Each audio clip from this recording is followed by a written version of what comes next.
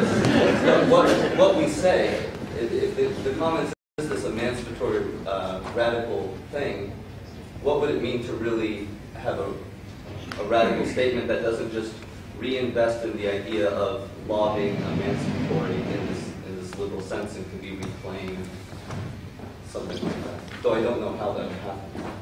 Okay, thanks a lot. Jan?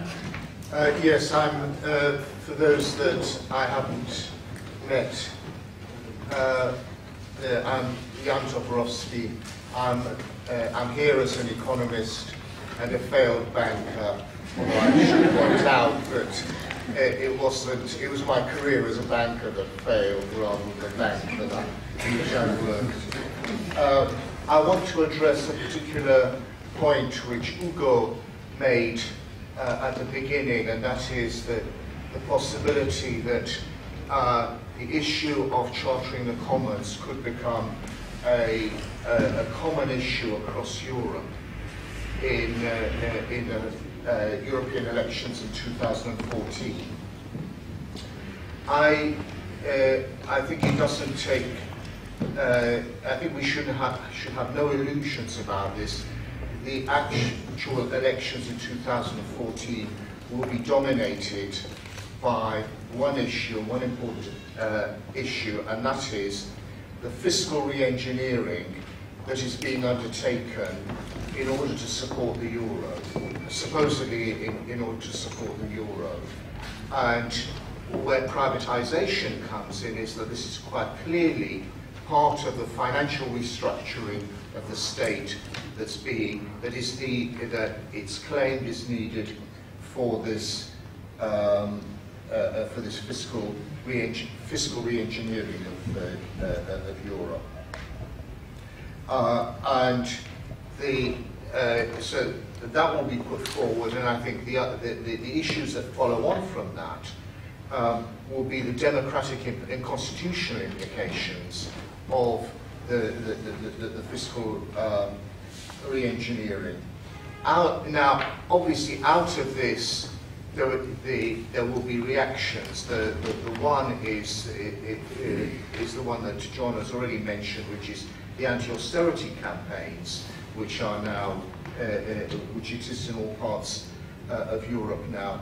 But the other one, which is rather more murky, and that's going to be the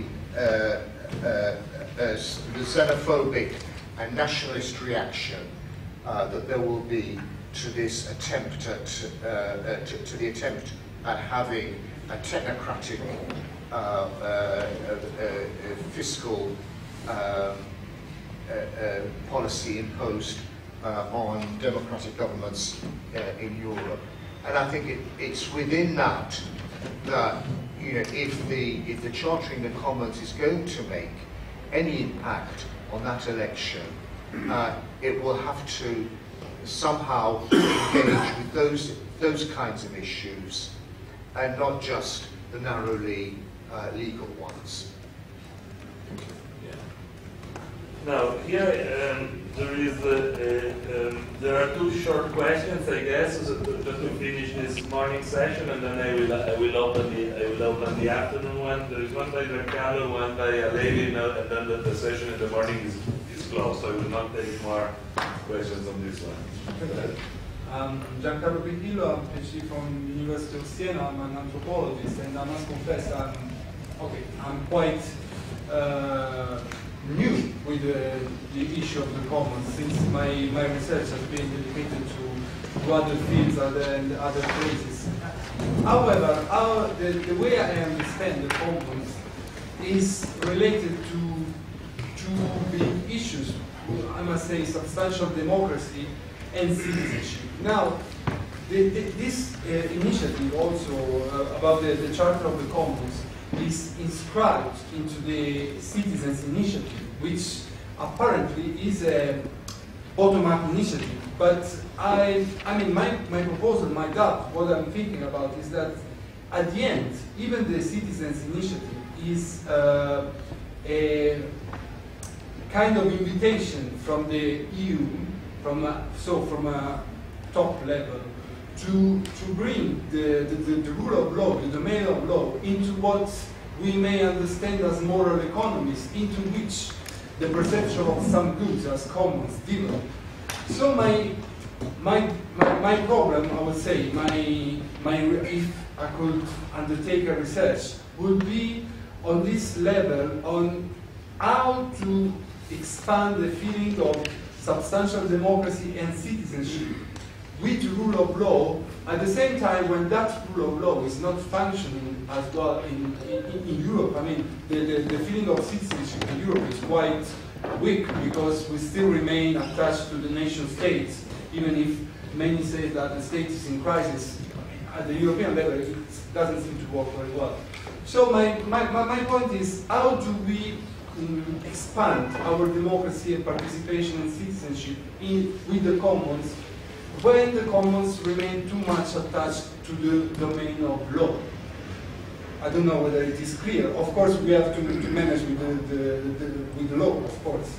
And then just a brief point on the definition of the commons. My point is also that in the charter, I can see that probably there is a missing point which refers to the social relationship inside the capital with regard to cognitive capitalism. How do we get the production of knowledge as a common outside the domain of capital in a moment when just the production of knowledge is one of the main fields where the production of difference is made up. I mean, you think about the issue of researchers and academics in Italy and in Europe. So that's all. But my sense on this was that we were trying, at least, it seems to me that the law has always a double edge. Okay, on the one side is an aggressive tool.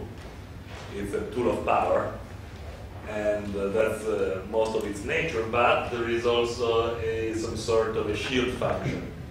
And the commons, in order to function and to develop and to become real bottom-up production of democratic law, need to be protected against the aggression that capital is doing against them through the means of the law.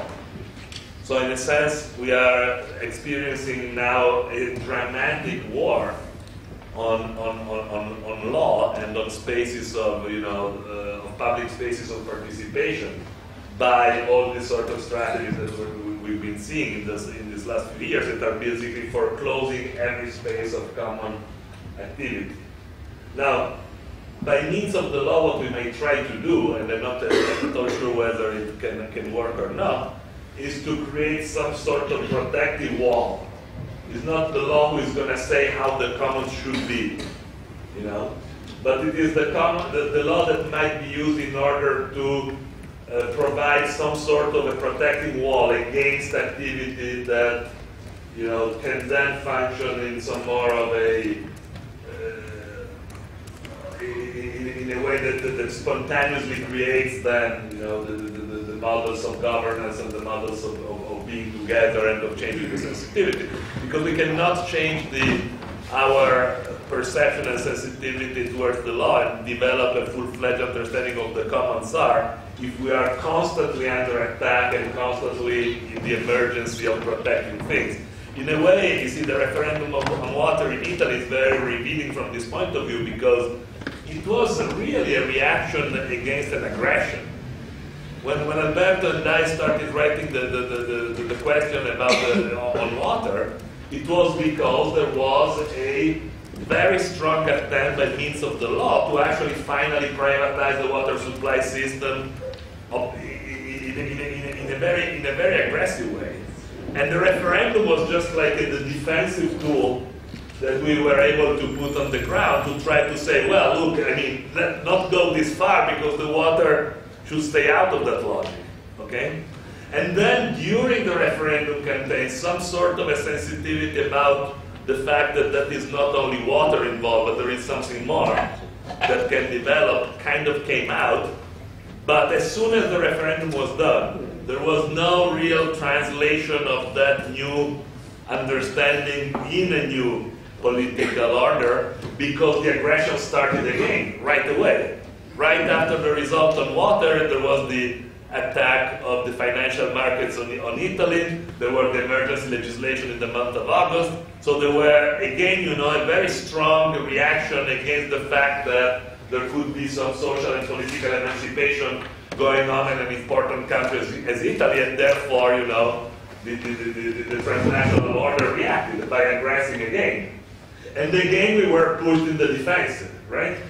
And so the defensive was, you know, let's sue in front of the Constitutional Court against the status in August and all the technicalities that are being put down. And here we are, in a way, saying, well, shouldn't we use also European law to defend us in a way or another?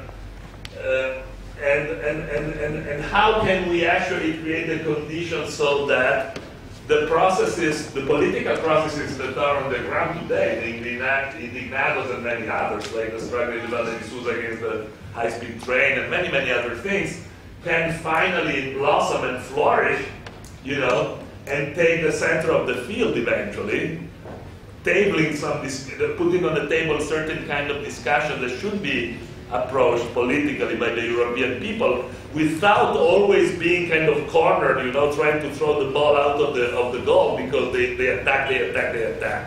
So in a sense, here we are in a process that I don't think it will work legally as a protection. It's very difficult to create a legal tool by European means as they are today that can actually protect the commons seriously.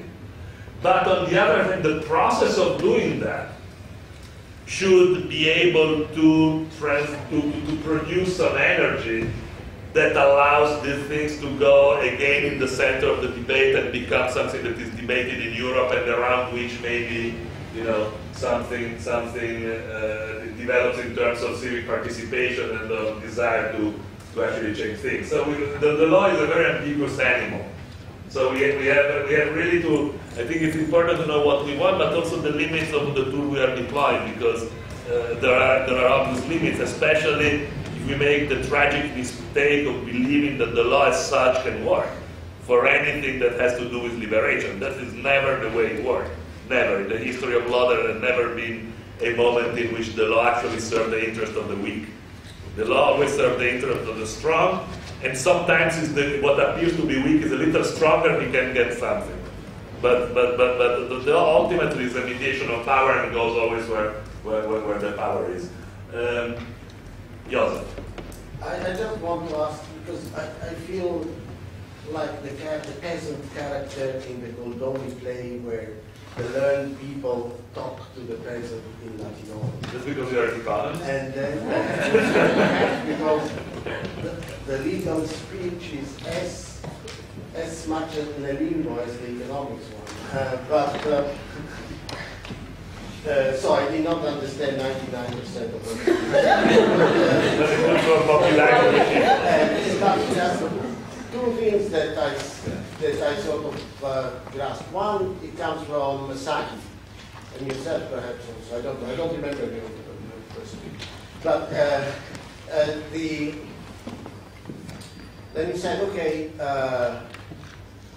the common, maybe private, there are failings in the private system, whatever it is, and there is also, however, the public, the state ownership and stuff, etatism, let's say, it's also not so good, and it doesn't have a good reputation, which is false. If you look at France, it worked perfectly well. And even if you take Erie in Italy, it worked very well until they started burdening it with completely failing industries. And there is a sociologist in Turin that has done fantastic work. It's called the decline of the Italia Industriale, which is absolutely breaking in that respect. And then you say, okay, the common. Because people, and there is a disconnect between people and the state, etc. Okay, let's take your argument. And I ask you, now, and let's bring it to something concrete. Water. Have you seen a water plant? Have you seen Lyonnaise des Eaux, General des Eaux? Have you seen the input-output system that goes into it? That these companies, not because they are companies, because of the service that they have to provide. And unless you picture a kind of small is beautiful, so this means that we have to have communities of 250 people where each goes to the little river and with his own bucket, her own bucket, and takes the pure water. But otherwise, in more complex systems, like say even a city of 20,000, you need complex water plants. These water plants are based on an input-output structure, a complex input, Leontief type input-output structure. This input-output involves heavy machinery, involves quite complicated stuff, croup, and all this sort of thing. Therefore, the type of company that has to manage this sort of water plants has to be a complex company, and therefore has to be a state-owned company. There is no way you can move out of that. It has to be a public state original. It depends on the nature of the size of the service and the size of the grid, but it has to be a centralized mechanism. There is no other alternative, and it has to be sustained by a central plan. There is no alternative to that. And because unless you have a theory of complete fragmentation of physical capital, total divisibility of physical capital, and then at that point you create minute Schumacher type of entities. But if you have input-output system, and you do have all the time input-output systems of complexity, you need not just one level, several levels of centralized decision. So you have a centralized decision at the regional level, at the provincial level, because those companies will not be able to talk to crew, to talk to Thyssen when they get their, remember these are big monopolies, the Thyssen and the Krupp and stuff like that. And they'll not be able to talk and to negotiate with those companies when they get their machinery and they get setting up the delivery structure, the service structure. Just visit a water plant, a complex water plant, Lyonnaise Réseau. No, but yeah, okay, I get your point. I get your point. If I can just a few words, but I don't think, frankly, that the complexity argument, which is, you know, a controlling strategy of the discourse, very, very used, that has been used a lot during the water campaign and the referendum, you know. You guys dream of a world of free water. No, that's not a matter of no, free water, I mean, the question of the material basis. No, the question is to invent. Yeah, what I'm saying is that the material basis is like in the transportation system. Sure, I understand that. The material basis requires either you have a market or a mechanism of planning. You cannot have you can have a framework which you say this is the common, but then within that kind of framework, you must have companies that require some level, depending on the size of the area that they cover, on the nature of the service that they require central planning. But then you can get a system of running of even very complex mechanisms by imagining something that is different from the traditional hierarchy, which is a complete simplification anyway made by economists, because there is never such a thing as a hierarchy that can plan in a complete vacuum. There are dynamics of power going on also there. So, for example, in Naples, we've been working on a very complex water supply system, which is the Arin SPA, and we kind of work in the direction of creating a system of governance that is compatible with the nature of water as a commons that implies the involvement, the direct involvement of communities of workers, of communities of users. So in creating, you know... You cannot solve it inside that. Well, this is not, but the issue is that you cannot escape the problematic of planning. And you cannot... Yes, but why you should not be able to plan in a common setting? I don't understand that. Commons is about planning. Commons is about planning. Why commons is contradictory with planning? Where is the contradiction? No. I'm saying it's that you have to come up with an institution which is a public institution, a state or regional government. Now, Elinor Ostrom shows it very well in several common property-based complex system. But they have in no the world. production in the Like, system. This theory irrigation system, they have very no complex. production, they have no concept of production in there. They have concentrated in develop property rights, but they have no notion of production. In order to have a notion of production, they have to go back to the standard classical. The commons is about reproduction, it's not about production. You should really try to make an effort to get out of the box, you know? Because the commons is really about reproduction, is about imagining mechanisms of... I'm talking about but I totally understand your point. I mean, but I don't buy into the strategy, into the argument of complexity requires hierarchy or planning in the way has been done in the Soviet Union, for example. I really believe that you can make planning by directing the best solution for any complex level of complexity is democracy. So we have to work out democratic systems and participatory systems that actually work by getting the best people involved to do these things. That's the trick. To attract people that don't reason on things like, you know, opportunity costs, like, you know, this idea that the best people you can attract them by paying them more. That's complete bullshit. That's creating. No, it's the same kind of idea. So I think we should try to get a little bit out of that of the toolkit. So we are here to try to elaborate new toolkits. But you know, it's let's have Michael look at and then we start. Okay. Sorry, second. Oh, I'm sorry. I said I would just like to respond since Joseph addressed me to some extent. Okay, go ahead. This issue of what I said earlier. So, I mean, I think what you're bringing up is very interesting, Joseph, because you're bringing up the tensions within this debate on the commons. And what you're doing is you're really talking about how do we define the commons, how do we talk about the commons. One point, there are communities, right?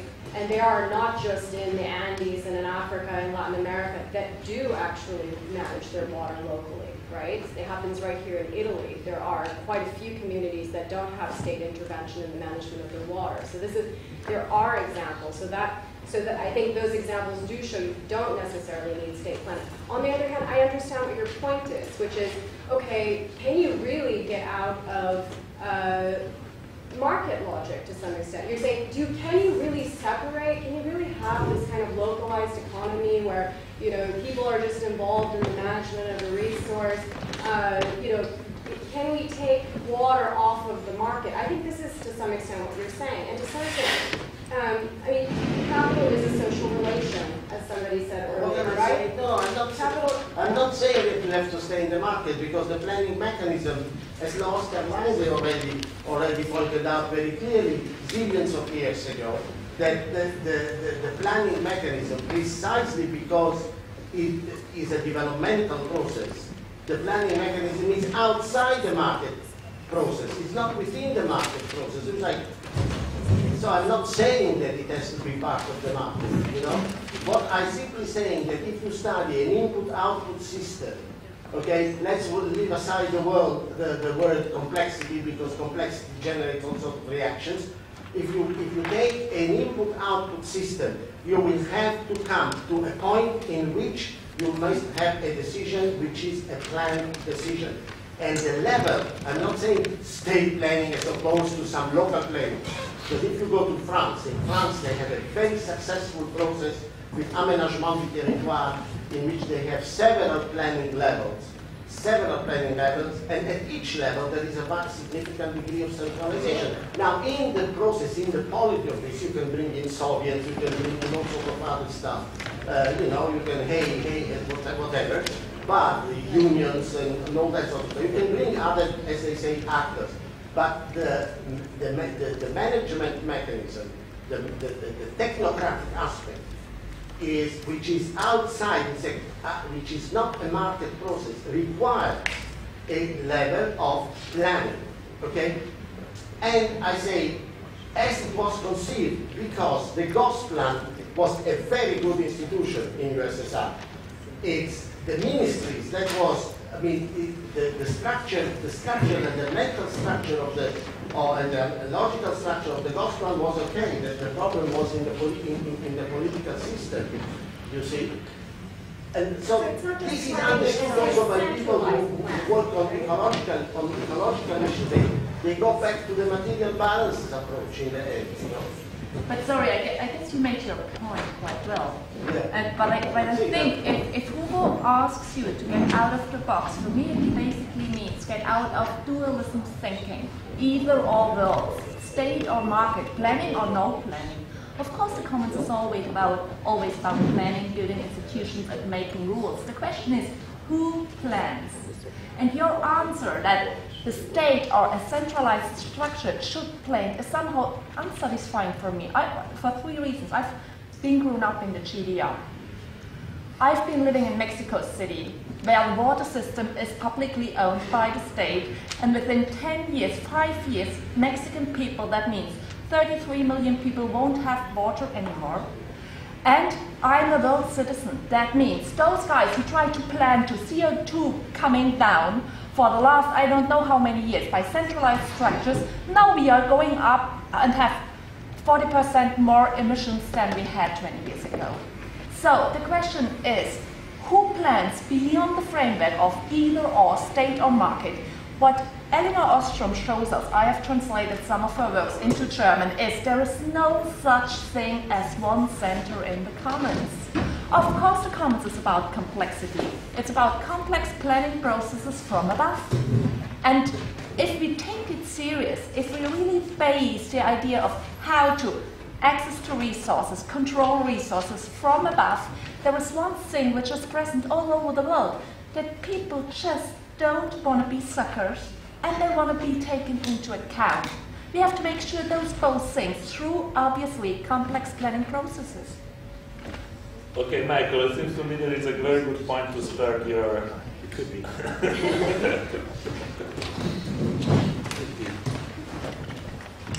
I had one just juridical comment about the morning before then going on to this conceptual business, which was, it seems to me from the juridical status of the Charter, you shouldn't start at we the people, but we hold these truths to be self-evident.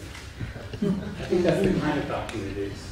And if you want it to be a constituent document, it's not really about a representation of an existing subject, we people, but rather that we now recognize these are the truths on which a constituent process can take place. Anyway, I mean, it's cute too, right? So okay, let me go. What I understand.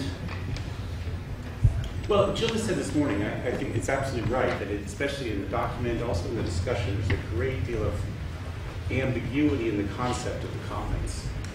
The way I take it, and maybe you could respond to this or figure out, I see it as a tactical use of the ambiguity of the concept. So there are all these things that are going together that they don't make much sense together to me, I have to admit.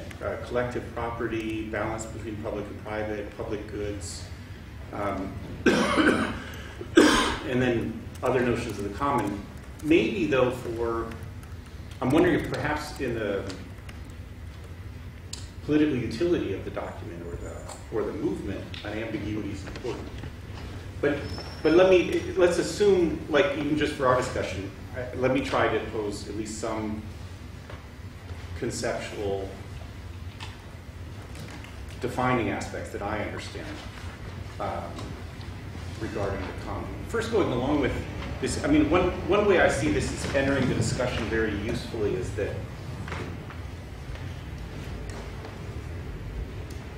in relating to both the public and the private, so that most of the discussions, analyses of neoliberalism were about both, neoliberal strategy was both about the privatization of the public goods, the trains, the buses, public industries, but also about the privatization of the common, lithium in Bolivia, diamond mines in Sierra Leone.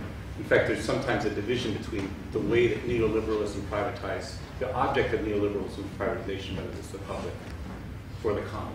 And so what though I think in most of the analyses of neoliberalism, the assumption, either implicit or explicit, is that the opposition to neoliberalism will involve a republicization, like some sort of Keynesian and/or socialist solution. In other words, that the answer to the problems of private property will be public property. And so what you're proposing, and this is, I think, what the whole discourse of the commons does, is say that there is an alternative to those two choices, and tries to work it out. But that's when I then get into some difficulties. As I see it, is that the common is defined by not being property, not being private property, obviously, and not being state property. So I'm understanding the public here as state property. It's also part of our difficulty in the discussion, in English as in other languages, is that the word public is used many different ways. In some ways, it's used to refer to, I'm trying to use it here just to mean that which is regulated by the state. It's often also used to mean what we mean by common. When you make public your ideas, for instance, or something like that. So in any case, though, if the common is neither public property nor private property, I would say that the common has to be defined as not property, like not obeying the laws of property at all. And so that the phrase common property for me is an oxymoron. I would even common goods. I'm not sure if that actually makes sense to me as a concept. Why do I mean that? Well, okay, this would be more, here's an avenue we could go down, but it doesn't seem quite right for here, which is that whereas private property and public property in different ways always function via quantification of value, I think the common is not quantifiable. The value of the common is not quantifiable. And that's a fundamental difference, and it doesn't actually fit within market rules. What do I mean by the common is not quantifiable? Like, here's a stupid example. When it seems like when you feel like it's a violation to ask for the quantification. Have you ever had to fill out those insurance forms where they say, if you lose a finger on the job, you get $100,000, and if you lose an arm, you get, it's those kind of quantifications that you realize, well, no, they don't have any measure. I mean, you put measure on it, and I think that's true of the common in general, that it seems like a violation to, it's not susceptible to quantification. And so that's part of what the question about measure is. But I think this point about property has great juridical implications. I mean, that if it's not property, then it has to have a different juridical status. Okay, but let me go on for a second. That's a complicated thing that I'm not sure I myself understand. But then also, when Gilda says that this discourse of the common so far doesn't pose the questions of the differences of power or the hierarchies implicit in it,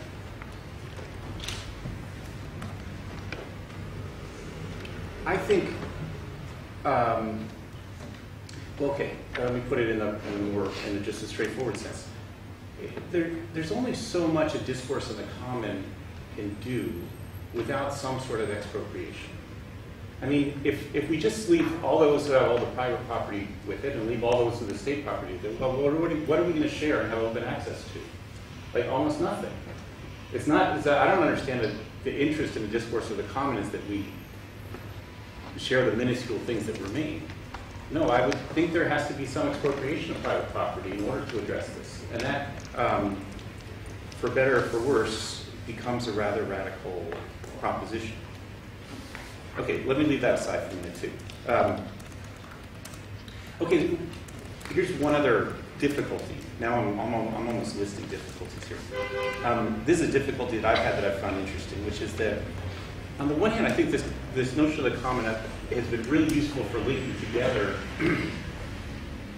rather disparate domains, especially for a time I was interested in trying to think the way that it linked ecological discourses and anti-capitalist discourses. Like in particular, when I was at the Copenhagen Climate Summit, that was the protests around it was bringing together in a very interesting way, I think, environmental movements about the climate summit and anti-capitalist movements, and they're both talking about the common. So that seems really interesting. Well, they're kind of talking about different notions of the common, and those differences are partly defined around limits. like the ecological discourse of the common always come quickly with the notion of limits. I mean, real limits, about the limits of the Earth and its ecosystems, about 350 parts per million in the atmosphere, about all kinds of real limits. Whereas the anti-capitalist movements are thinking about the common as fundamentally limitless. They're focusing on the common rather different, like the common of ideas and music and codes and images and communication. And so they have slogans like, so the anti-capitalists at the meeting would have slogans like, we want everything for everyone. And you can imagine for the ecologists, that sounded like mutually assured destruction. Whereas the ecologists say things like, there is no alternative. No, they say, there is no planet B. It's clever, we have to work with this planet. But that sounds like there is no alternative. In other words, I think these different notions of the common, well, it's useful to link them together. And I assume that's partly what's going on in this project, is linking together an environmental project and a cultural project, let's say, or cultural social project. But that the notions that we have to, I think it's useful to distinguish among concepts of the common and art. I don't mean that they need to be held separate, they need to be articulated together. Okay. Okay, more problematic for me is this. There's nothing necessarily good about the common. There are a lot of negative aspects of the common. There are a lot of negative things that are common. And I too, fall into this thing where we talk about the common as if it was good, but I don't know, air pollution, traffic, there are all kinds of things that we share and that are not isolatable, that are, I see this roughly as what generally are called externalities by a certain field of economics. And that, so we just shouldn't assume that the common is good. That's what I mean. I mean, we have to distinguish among different ones. I would say also in social terms, too. There's a lot of things that we share. In fact, maybe the majority that are destructive. So that leads to this last one, which is the question about organization or planning. I like planning. That there does have to be a mechanism of planning. One of the reasons I dislike and try to stay away from the term commons with an S in English, although I'm sure it doesn't do me any good to use it without the S, like no one notices, but is that it seems to me to carry with it a nostalgia for a pre-capitalist social organization. Like the sharing the water in the woods and in an English 15th and 16th century. And what that does, it's not just this pre-capitalist society bothers me so much, is that it carries with it a notion of a kind of, it carries with it a notion of the spontaneity of the social organization. That's what I mean. And so that it covers over the existing forms of hierarchy and social power that make possible that sharing of the common. So maybe it's not so much, I do think it's worth paying attention to this when this traditional notion resurfaces, of the commons in it. But it's mostly the idea that the common is not spontaneous and requires a project of organization. It needs a mechanism for planning. When earlier Sati said something like, I think, and I guess Hugo, you said something like this too, which I'm happy with, is that sort of an assumption that the common necessarily goes with, or is coordinated with, or is adequate to a democratic and horizontal process of organization and management. I would like that be true, but I'm not sure. There are plenty of tyrannical ways of managing the common. And I'm not sure that the common itself implies a form of social organization. All I'm saying in all this is that I think that there has to be, essentially, once one takes away property relations as the model and as the mechanism of social bond, of social organization, there has to be then a filling of that gap with a with the forms of social organization and order and planning that do with those, so it's not just spontaneous. I mean, that's the one thing I agree with in what you say, which is that it's not just the water, but any social organization requires the structures of decision making, and they aren't spontaneous, and they don't come directly with. So I guess those two things about the common is not necessarily positive. It's not always something we want. Not all forms of the common are things we want. And the second is that it has that democratic governance of it has to be constructed. But that's exactly what you are doing. I mean, I'm just pointing that out as part of the concept. Okay, thanks a lot. I think that there is a point that is extremely important that I share with you, and that is actually relevant for the project of keeping it linked with the EU kind of organization, is the fact that the common is not property. And I totally agree with you. And actually, we are much more in the paradigm. If I can use an oversimplification, we are much more in the paradigm of the being than in the paradigm of the having, right? And therefore is more something that has to do with doing stuff together than owning something. And that becomes relevant from the point of view of European law, because as we know, property is not part of the jurisdiction of Europe. And so we have to phrase things in a way that we're not touching the property systems. And that is actually a good entry to say, look, when we talk about the commons, we're talking about utilities that are produced by a variety of activities, and that has nothing to do really with the proprietary situation. Much more fascinating, of course, is the second part of your talk when you said, well, you cannot really reclaim the commons without expropriating something that is in private property at the moment, which I agree, I believe is true. But on the other hand, I'm not so sure whether there is not enough of that is right now still out there to be, eaten by private property if we don't protect it. So there is quite a bit of flesh, that can be plundered, even in the remote parts of the world, let alone in the so-called developed economies where there is all the we were talking about that tomorrow in Milan, I guess, all the public welfare systems are a huge sort of possible enclosure and of possible privatization of real value, So I'm not sure whether we can actually phrase in legal language something. Maybe we can, but I'm not sure is the language of the law very difficultly can serve to expropriate. Expropriation happens with possession, and possession is a de facto situation. That then, and then you kind of can defend it and construct it legally once it happens. But if it doesn't happen, the actual physical moment of repossessing something, that something is in a different legal structure. But the point that it's not property is very important. I think we should keep that in our compatibility test in a way.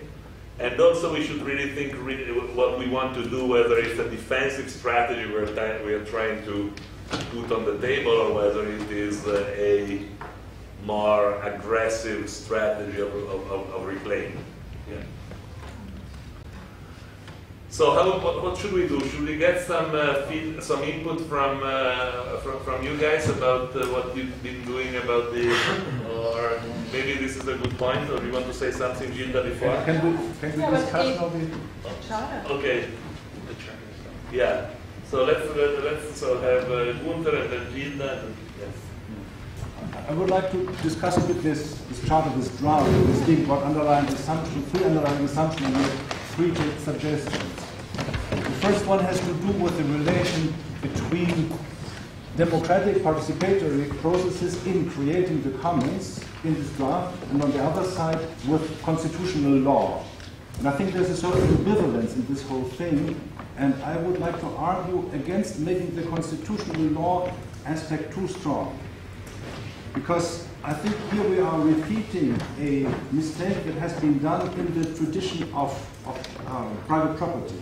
The original sin has been done by Carl Schmitt, when he defended private property against the political liquidation in the Weimar time by transforming the constitutional law of private property as a personal right into an institution that is guaranteed by the Constitution.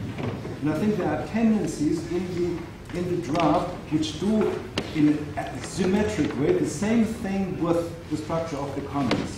To create an institution out of it that is constitutionally guaranteed, administrated by the judges, and in this sense is depoliticized. Because this was the Carl Schmitt intention, to depoliticize the debate about private property, expropriation, public property, and even the third type. And I think this is in a sense imminent in the proposal that one gives much too much power to the judges, the judicial process, instead of forming the whole process via democratic processes. Of course, there is a constitutional law dimension to it, but it should not be a material dimension, so as if the Commons is in itself a thing that has to be protected. Rather, one would have to have constitutional procedures, legal procedures, that make possible this democratic process, which then can discuss things like, is the Common in itself an evil or a good? Where are the limits of the Common as opposed to other ways of organizing economic and social life and so on? So this is the first suggestion. The second suggestion has to do with the relation between government, property, and private property in the common. I think here's an asymmetry in the proposal. It argues all the time against liberalization, private property, and privatization, but it has no real bite on the other side, against the temptations of state property, against the temptations of state government in those affairs which are corrupting in a very similar way as the profit motive is corrupting the process. There, the power processes are corrupting this whole structure, and I think there should be formulations that make clear the distinction between public services that are meant as governmental service, as opposed to this third type of social organization that one is looking here. So I think here it needs to be amended by a strong distinction between the commons on the one side and governmental property and organization on the other, and it needs institutionalized protections against the takeover of the commons by the state. And maybe here is tactics against strategy, because of course you have a tactical alliance, with all the local, regional, and other governments who are interested in public property. Right? But I think here strategy should be more important than tactics. One should get rid of this kind of alliance. And third thing has to do with the more concrete thing about the commons. It's a very academic, abstract theme, and I think your water campaign had profited from the concrete experiences of what it means to have the supply of water and so on. And I think nothing comparable is still in there, so one should be more concrete in terms of what are the burning social issues involved. And secondly, to say a bit about the type of institutionalization of this common that one is imagining. Because if you look at the draft, there's nothing about that. So, I mean, should we think of things like the BBC as a kind of public service distant from the state, organized by social forces? Should we think of something like cooperative union? And so I think this kind of question should at least be alluded to. So, and then I think you get a bit more political grip on the whole campaign.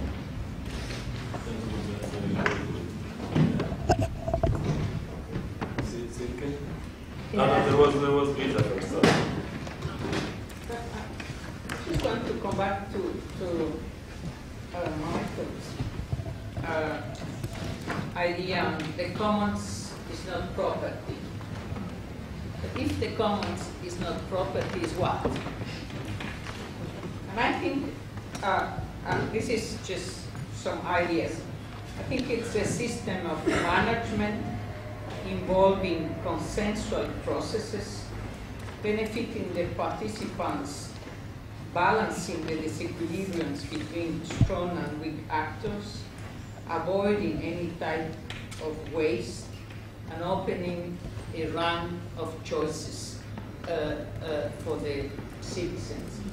But we have to define it. If it is not property, this is just some ideas, but we need a definition to go on with the discussion. Yeah, I wanted to directly rely on this. Okay. It was precisely about the same point, same sentence. Commons defined as not being property. I would say it's correct, but it's not complete. It's not being property, but there's always some kind of property regime intertwined with the commons, linked to the commons. I always imagine or explaining my talks to commons as a kind of 3 building bricks issue. Like you have the resources and such, and it's very, in Ostrom's work, it's like basic. You have to make the distinction between when do you talk about the resources, the common pool resources, which may be both rival and non-rival, cultural and not, and blah, blah, blah. And the second level, the second building brick is like the property level. And you have many different kinds of property regimes, some formal, some informal, some traditional, some not, some common property collective, blah, blah, blah, blah, blah. Some even commons managed by state property, because it's a difference if you have to rely on the Mexican government or on the German government. And the next and the most important one is that the rules and norms of commoning. And all this together makes the commons. So it's right, commons is not a special type of property regime, but mostly there is a certain property regime linked to the commons. And if not, it may be traditional commons like the nomads and so on. So those are the commons which are really overseen. And they say, oh, this is wasted land, so we can occupy it, right? So this is because not even the property regimes are visible. But that is a special problem. So I think it's really, really basic not to rely to the commons, to common property. Never. The commons is the commons. It's not common. It's not equal as common property. Same thing for your sentence you said about the common goods.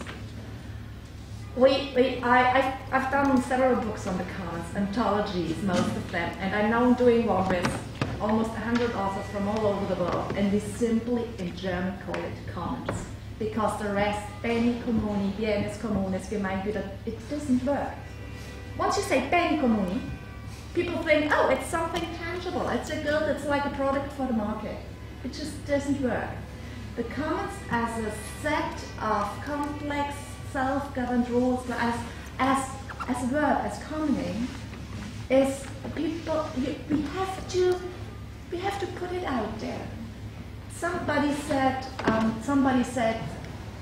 3 years ago, and it was the very moment I decided to call the new book in German commons, because there's no other way to do it. He said, 20 years ago, nobody used computer. 30 years ago, nobody used computer. And genes, and this kind of words, genes, computers, computer, commons is a commons, all over the world, point. That's what we have to try to do. And this opens up the curiosity to ask what is behind that notion.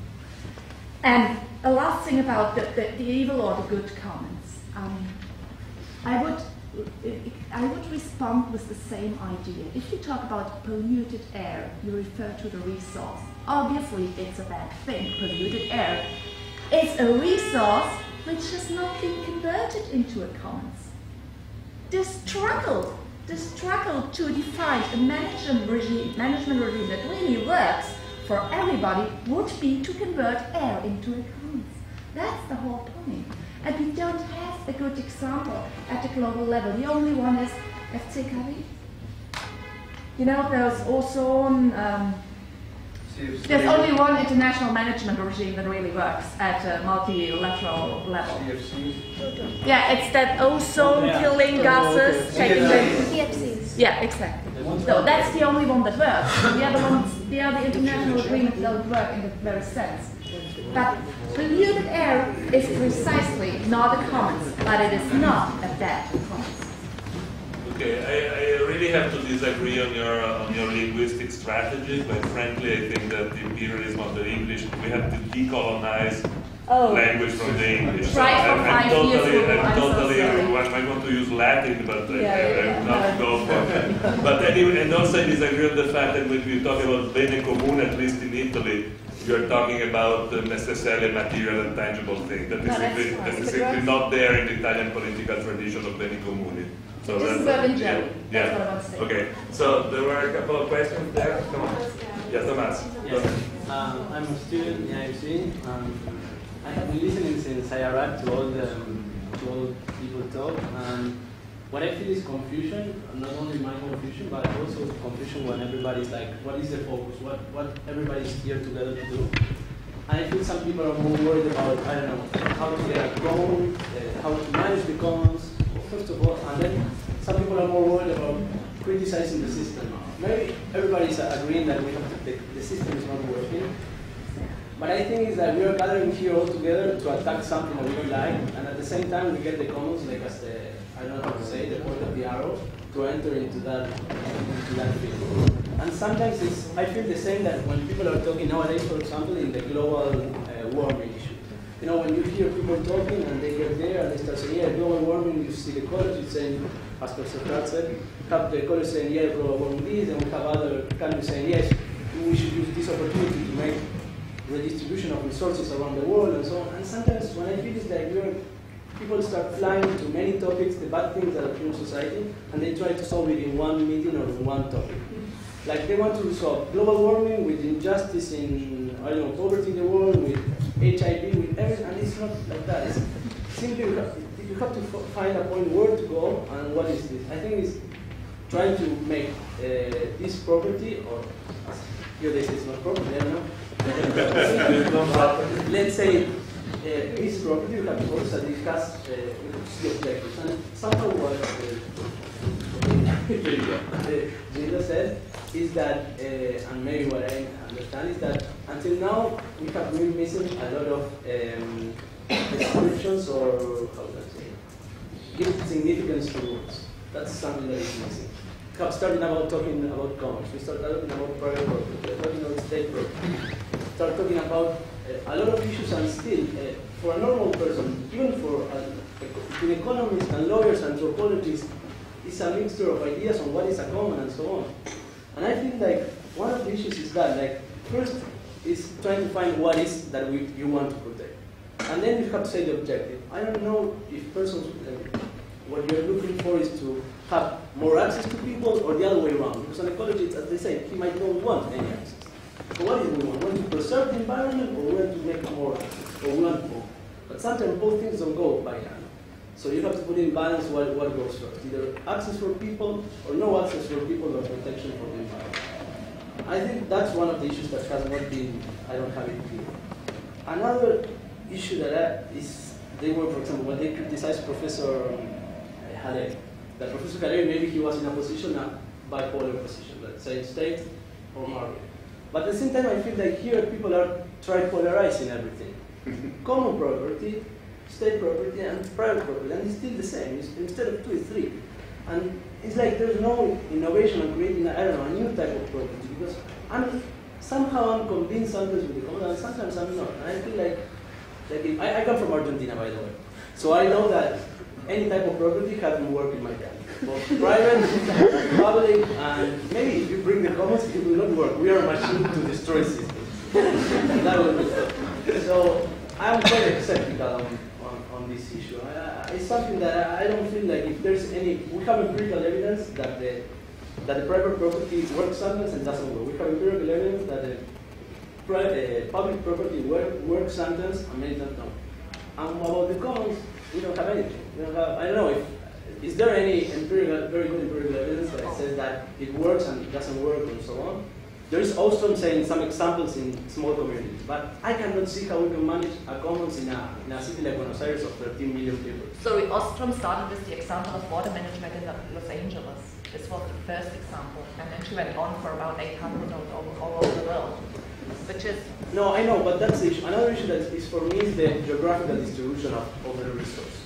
For example, if you say that each community in the world has its own resource and manages it alone, I would say, okay, maybe the communal property it's sound, you know, the argument. But sometimes, as it happens in Argentina, the resources are distributed in different places of the country. So probably one community will be in charge of managing for the rest of the country the resources of the country. And there it starts like seeing like you have like you give it to a small community, for example, like say Mendoza is in the border of Argentina, most of the water resources. If we give it to that community, they are going to be in charge, let me see if I'm correct, they will be in charge of managing for the rest of the country. Is that more democratical than the whole state government doing so? And for me, it's not so, I don't feel it's so democratic. I think it's even, in that case, I would prefer a state property. And sorry that I'm flying around like this, but and one more thing is that, for example, Ostrom saw the commons when it got automatically developed. Like in a small community, they arrange themselves. What happened if now we say we will have commons in communities that they never have it or anything? Like, I don't know, like they were created with the state. I mean, new towns and everything. How do you give them the management and so on? They will the commons maybe work in some cultures and in some others they don't and so on. How you're trying to manage the difference in Europe? Because here we're talking about Europe, we're talking about Italy. And that's what made me quite skeptical. Just one thing that it seems to me that by your question about the empirical evidence shows that you are reasoning within a highly scientific positivistic framework, which is not, and that's a problem I have with Ostrom's work to begin with. That anyway, she's kind of within the mainstream of economic analysis, trying to, make it better, make it more scientific or whatever. Whereas here we're talking about a constituent moment that is part of the political move that doesn't really fit with the sort of scientific, neutral kind of analytical kind of job you can do with those kind of methods. So we are the thing is that the legal tools kind of constrain us with the toolkit that is itself the product of a highly positivistic vision of the reality. So that there is an out there is an in here, and that they are different things. And what we are trying to do here is actually to create a legal tool that reflects the fact that things are not the way in which the law usually thinks things are. So it's how to create a relational kind of legal drafting that in the same time is not just legal but is linked to the political process. So it's a little bit of a more of something I don't think it can be evaluated and can be studied as such in empirical terms, for the very simple reason that we're talking about 500 years in which we've been building up institutions that are built around either private property or public property, and in between has not been theorized enough. There was someone else? Yeah, please. Hi, I'm Leanne. I'm also a student. My comment is more on the approach followed to make resources, or as Luca said, relationships, common. I'm purposely leaving out the word property and there is. At the beginning of the conference, you spoke about like a draft and a proposal, and then you used the word bill, and then you started going into the details of the wording of a preamble that doesn't exist yet. My question, and then at the end of the sessions, like you said that, well, the legislation probably won't be a successful legislation, so the whole purpose is really to create awareness on the ground, and this was the rationale for calling an approach to the European Commission a bottoms-up approach. In my view, it's still a top-down approach. Why aren't we rather looking at the groups that have already formed in the respective European member states, such as the Vene Commune and the other movements in Germany? Why are we not rather trying to form some sort of a collaboration among those groups and then tackle rather the national legal frameworks and push those borders. And then from there, try to use that as a pressure tool for tackling the European Commission and then going regional. Because the law is supposed to be adaptive, right, to modern times. And although the European or the Eurozone was created for trading purposes, I think, like you said, it's now shifted to more of a social, it has more of a social existence. And therefore, there may be that legislation would actually be passed in the European Commission. It just, in my view, it's still a top-to-bottom approach. And then it really has it has a possibility of turning into one of those documents that you said an alien would come by and say, oh, you know, this looks like a perfect world, but it's actually still not being used. Thanks. Yes, please. I want to talk something about the my name is Zhao Jing. I come from China. So in China, we have some this category as commons, because those agricultural rural land belongs to the collective, belongs to the village, and the other land belongs to the country. So this rural land is kind of like a commons, a collective, belongs to the collective, not a single person or a group, belongs to the whole group. But however, the commons doesn't work well in China. Like the village has the land around it, and it will separate to the family by the size of the family. Since it belongs to the group, and they will separate the land like after 50 years. So the people will tend, since it's not their property, they will overuse it. They will put more, in order to get more output, they will put more pesticide, fertile, to get more output. So the land is ruined. Also, the other problem with commons is the structure, the decision making.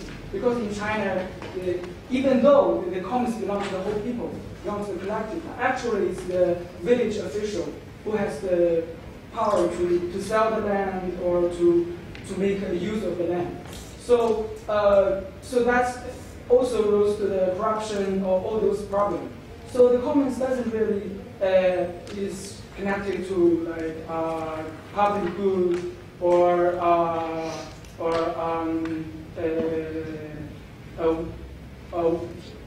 to control waste or something. As a matter of fact, as commons, people tend to overuse it, to waste the common goods. And another example is, even if we can find a way to manage the commons, to be effective, to be to avoid the waste. The other problem is that take water as an example. So as I understand it, the public properties belong to the whole state, something like that, or state property. And then the commons like belong to a smaller group, like local community. So take water example. If the community has water, then it would be easy. They can manage it. What about this community? They has no water. So then we have to buy those water from outside, from other places. So if water is like is a commons, that a fundamental right, everyone should have it. Then some people, when they have enough water, they don't need to buy those water. The water probably is free. But for some other community, they have to buy it. And another fact in China is that China started to privatize its water resources since 1980s or 1990s, because at first the price for the water is really low, so people just tend to waste it. And now since they privatize it, the water goes like very expensive, so people start to stop wasting the water. So this is another problem. So my point is that the commons doesn't, we should frame it that the commons is not that as idle as there's no waste or it's sustainable. Sometimes, like the problem in China, it can be unsustainable.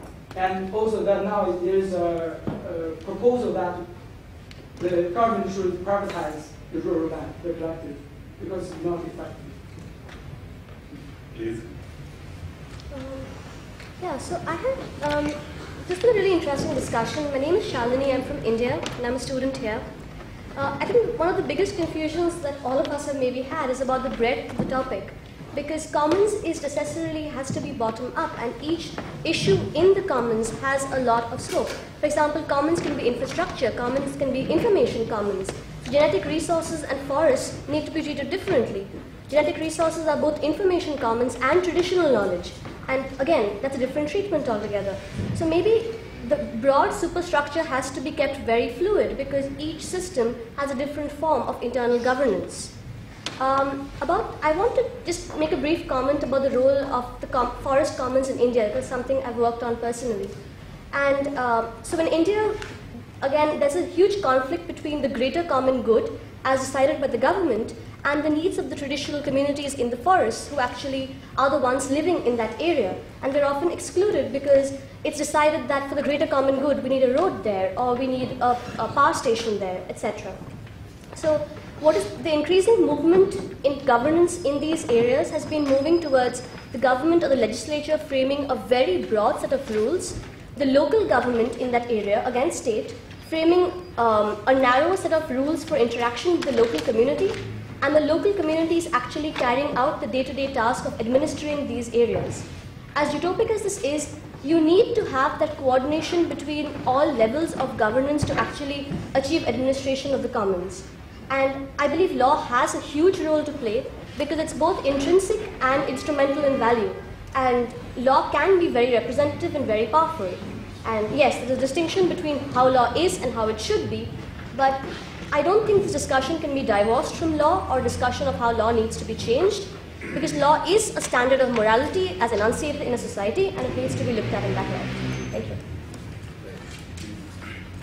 I'll stand up. I have one question for you. Sorry, I'm from Ethiopia and I'm a UC student. The question relates to your definition of commons not being just property. So we have been hearing about the commons as IUC students since we came here. And we have done some research about whether this concept is recognized in other systems or not. For example, I did on German constitution, and obviously it's true that there is the idea of commons under the German constitution. And the origin of the commons, for me, is that traditionally there is this property, private property or state property dichotomy. Out of this dichotomy, the commons arose as a new legal category. That's what I understood. So the origin of the commons has to do with property, or at least property rights. Then my confusion was, if we say the dichotomy of state or public property is false and we need a new legal category called the commons, then the next question that I had was, how would we manage this property system that we call the commons? Since we cannot stick to the traditional concept of this Ostrom's analysis of the commons for a number of reasons, then we expanded we made the definition of the commons very loose to mean that the commons really means the way whether there is direct participation of the community in property system or not. So it doesn't necessarily have to do with the property being owned by the community in the traditional sense, but the direct involvement of the community in decision making regarding regarding property. So that was my confusion first. And even in that case, the commons is inherently linked to property. It doesn't necessarily have to be an asset or a tangible property. It can be an intangible property. For example, my colleague Shalini mentioned information. We cannot say information is not property simply because it's not tangible. Even information has property value. For example, if I have a trade secret, if I don't want to disclose it, or if I decide to disclose it at some point in time, it has a value. I can claim some proprietary value for disclosing information. So for me, if we cannot decide or define the commons as property, what is it then? And how are we going to convince the European Commission about this idea called commons, which we cannot define as property? I couldn't understand this, and I don't want to go out of this workshop without understanding this. Thank you. Please. My name is Hamid. I'm from Sierra Leone. From where? Sierra Leone. I am picking up from my colleagues' analysis. I understand property to be characterized by three fundamental aspects. First of all is the right to utilization, the right to exclude others who are non-members, and the right to transfer of ownership. I did my class research on the UK Commons Act, and I found out that, even property that are being registered as common property, the common owners don't have the right to transfer ownership. This is always a right reserved for the state. And I think it's the same in almost every constitution. The states always have the right to transfer. So, in this sense, I imagine if we really want to categorize, commons as a property, based on my analysis, the three conditions I mentioned, then we will have to alienate communities from states, move it away from the state jurisdiction, and maybe gaining their own sovereignty. Which eventually will lead to the forming of a new state, and the same problem arises. The states do have, a very strong justification for reserving the right to transfer of ownership. And this is reflected in my country, for example. Let's say in the past, we used to have communal property land. Where minerals were discovered. And so a group of people reserved the right to transfer this ownership. It was their common property. To companies that can execute mining operations. And this eventually generated the idea of private property. It became private at some point. And so, in the Constitution, it is stated in Sierra Leone that the state reserves the right to harness all property for the benefit of the state. And given that diamonds, for example, are not in everywhere, all parts of the country, the state had to ensure that they are being mined and they benefit the entire country. So, in this regard, they cannot allocate the right to transfer ownership to any community. And this is reflected in his analysis of China, where you might have water in one community. And in common property, you also have excludability. Non-community members can be excluded. And so if you want property to benefit the state, for example, you cannot allocate all the rights of property to a particular community. And so, in my perception, I think the goal of common property should be, the direct democracy or participatory role, the decision making. I think our push should be for citizens to have a say in how community property are being utilized. There is no way we can, exclude state. In fact, I think the enemy is not state ownership or state property. I think the enemy is privatization. We can never exclude state ownership of property. It's impractical, based on my analysis. I stand to be corrected, but I think it's impractical. What we can fight for is how community members can participate in decision making as to how their resources can be utilized, and as to whether they should be privatized or not, as to how it can benefit each and every one of them, as to how they're going to be priced, and of course, how do you mention input and output structures? For example, running a water system, you need a source to maintain it. You need resources, to staff and do other things.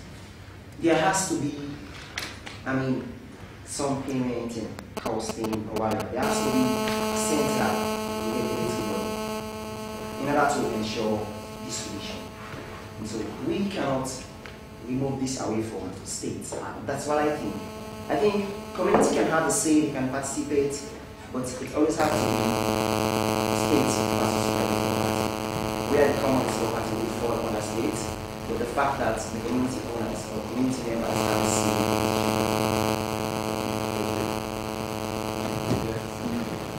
Hi, my name is Abby. I'm from Australia. Thanks for having us participate in this discussion, firstly. I think it's quite inspiring, the idea of leaving kind of the property dichotomy and thinking of commons.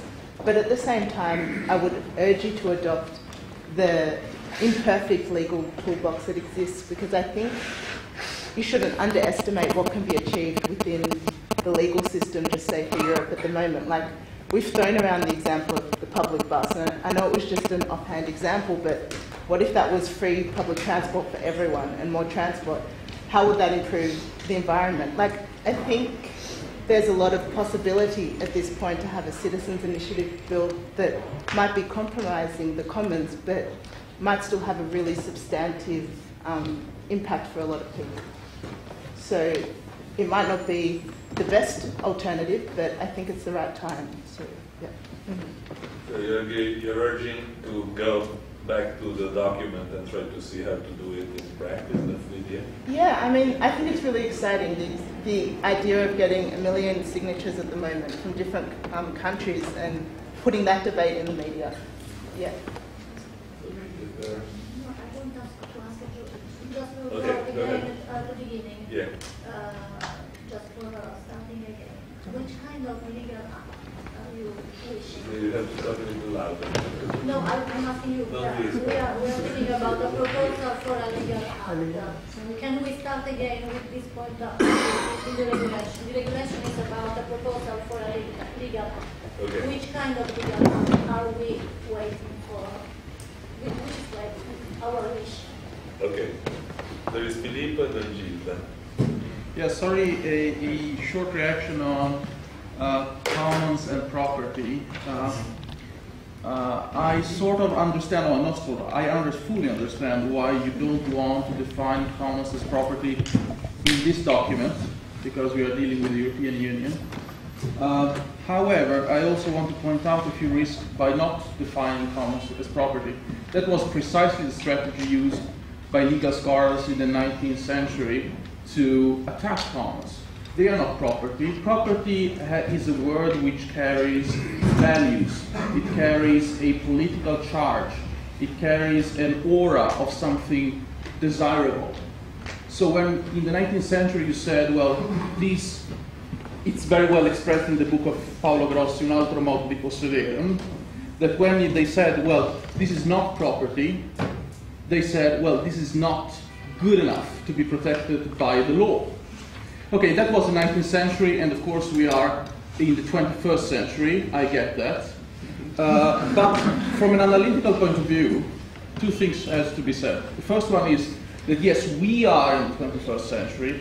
I don't know if lawyers are in the 21st century, and private law categories in continental Europe are in the 21st century. Property is still very much a pillar.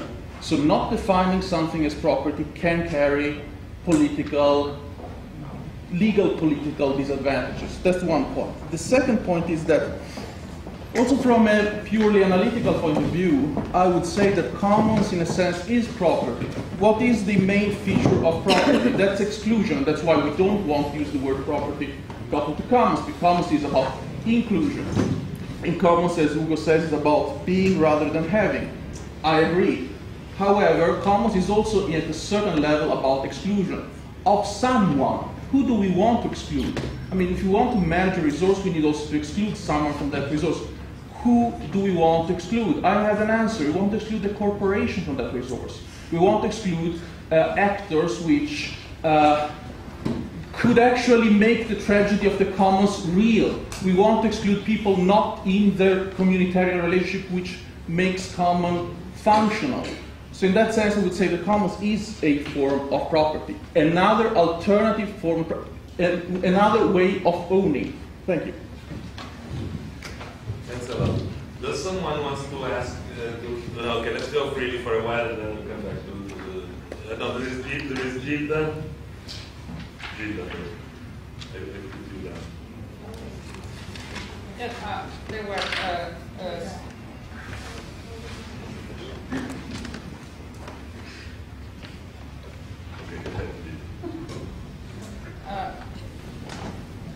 during the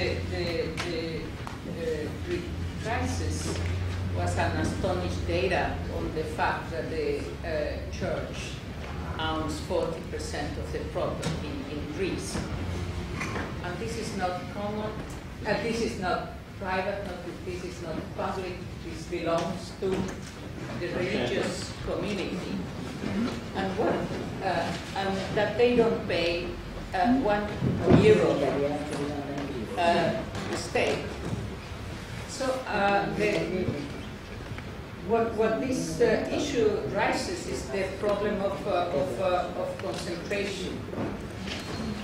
And this is one of the aspects, I think, that should be tackled in terms of addressing the idea of commons. The second issue is that commons, why do we need the commons? And I think we should as well relate it to the idea of social justice. I think the progress in the future will mean reducing the gap between the have-nots and the have, more than enough. And the commons is what will help us to provide meaning to the idea of progress, to provide an objective to the idea of progress. Because progress has been seen as a completely mechanical issue, that if there is growth, there is progress. But I think progress in the vision of commons is reducing the gap, reducing the polarization. And we need this idea of reducing the polarization, because if a process of reappropriating the spaces, the goods, etc., is to be done from the political perspective, there will be some losers. So those who will have to reduce their standards and perception and aspirations in favor of those who have less. So I think commons is a key issue to provide new sense to the idea of progress. And finally, I think what has been discussed here is the idea of common risk. Should be related to this process. What are we sharing as risk as a humanity? But what I would like to stress, and then I will finish with it, if we focus on bottom-up approaches, as you have said, we don't have to ignore that even the communities sharing the same spaces, they don't share the same interests and the same perspectives. So bottom-up could be a very mechanical concept that if it is bottom, it comes from, I don't know, from the people as having no interest, no belongings, no conflict of interest, the issue will be solved. This is why I think we need to tackle the idea of differential of power, and commons is something to be built. It's a pedagogical path to handling as well the disequilibriums in our society, the polarization. During the lunchtime, and I will finish, I gave an example of the deliberative processes in Romania. We work with the citizens in different cities in Europe, and we invite the have-nots and the have to discuss the well-being for all.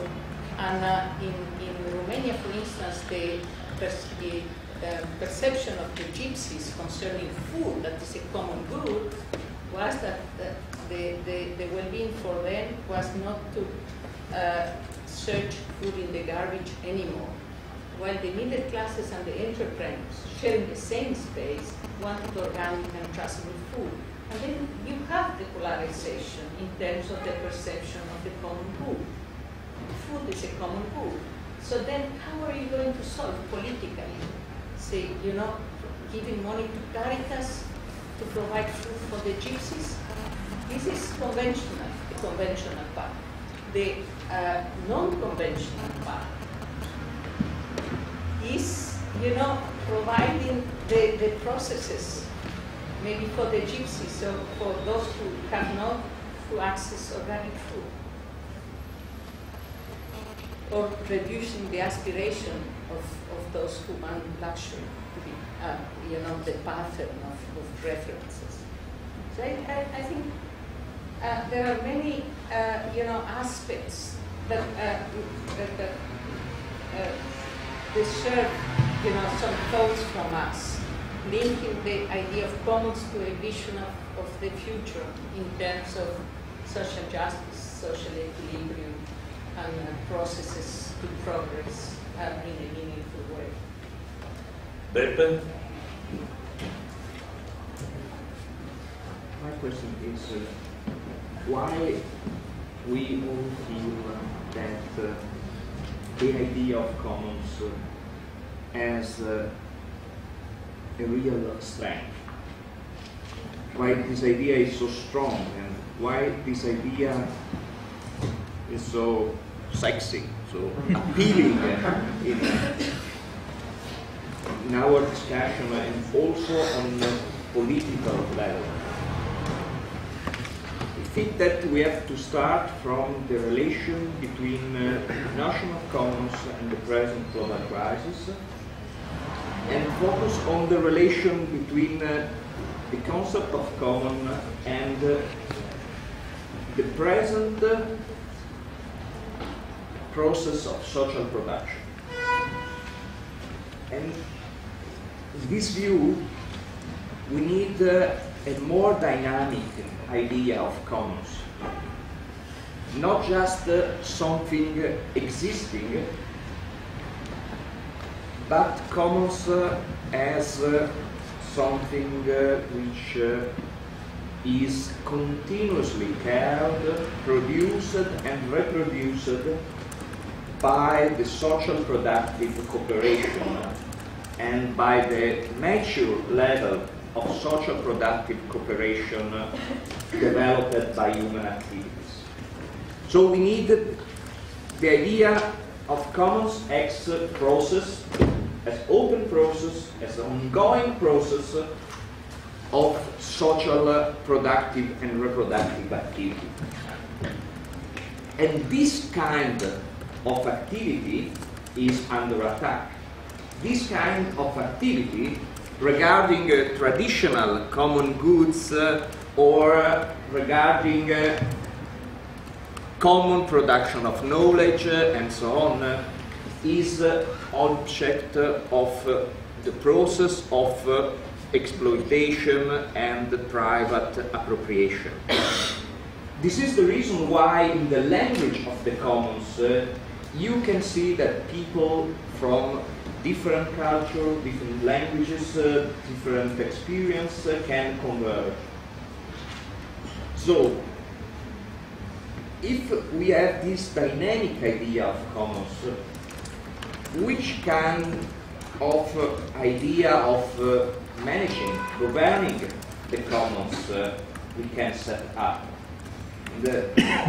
When Gunther Provana spoke, I think about a huge statement of Saint-Just, the prominent figure of the French Revolution. Gunther denounced the risk of constitutionalization of the commons. And Saint-Just told, some months before his end, we don't need a lot of laws, we need a lot of institutions. So the idea of how we can manage, how we can govern from below the commons, how can we organize a real democratic governance of the commons, I think is the idea of a proliferation of institutions. A proliferation of institutions of the commons, which are not the existing institution. Maybe sometimes you can have existing institution can be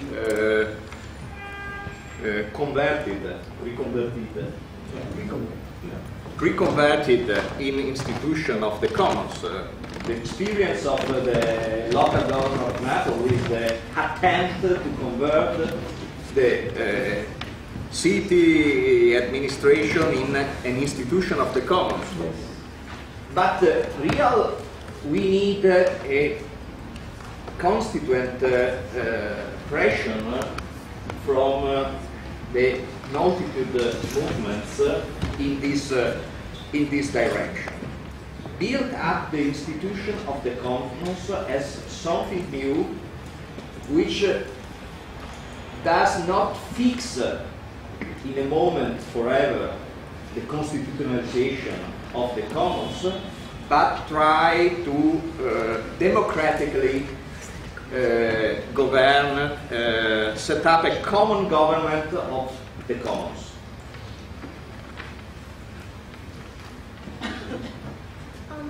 I just have a further point to make about our discussion about commons as property. And it seems we're kind of stuck in the idea of what we consider property to be. I don't think there is or should be the definition of property. We have a definition and we need to make that more fluid, broader, and tailor it to the kind of issues we're looking at. Because to the problems of the tragedy of the commons and the anti-commons, there's also the issue of underuse of the commons resource. Because people simply don't have rights to use that resource. And I think there are two examples. Eli Lilly, a big pharmaceutical company, managed to use the Madagascar periwinkle to make vincristine, a really powerful anti-cancer drug. And that, of course, has certain costs attached to it. The local community received no benefits from use of their traditional knowledge, right? Which they should have. But the fact remains that there should have been some kind of equitable benefit sharing in this case. On the other side, you have the Kani tribals in India, and some of their traditional knowledge was transformed into, I think anti-arthritis or cholesterol drugs.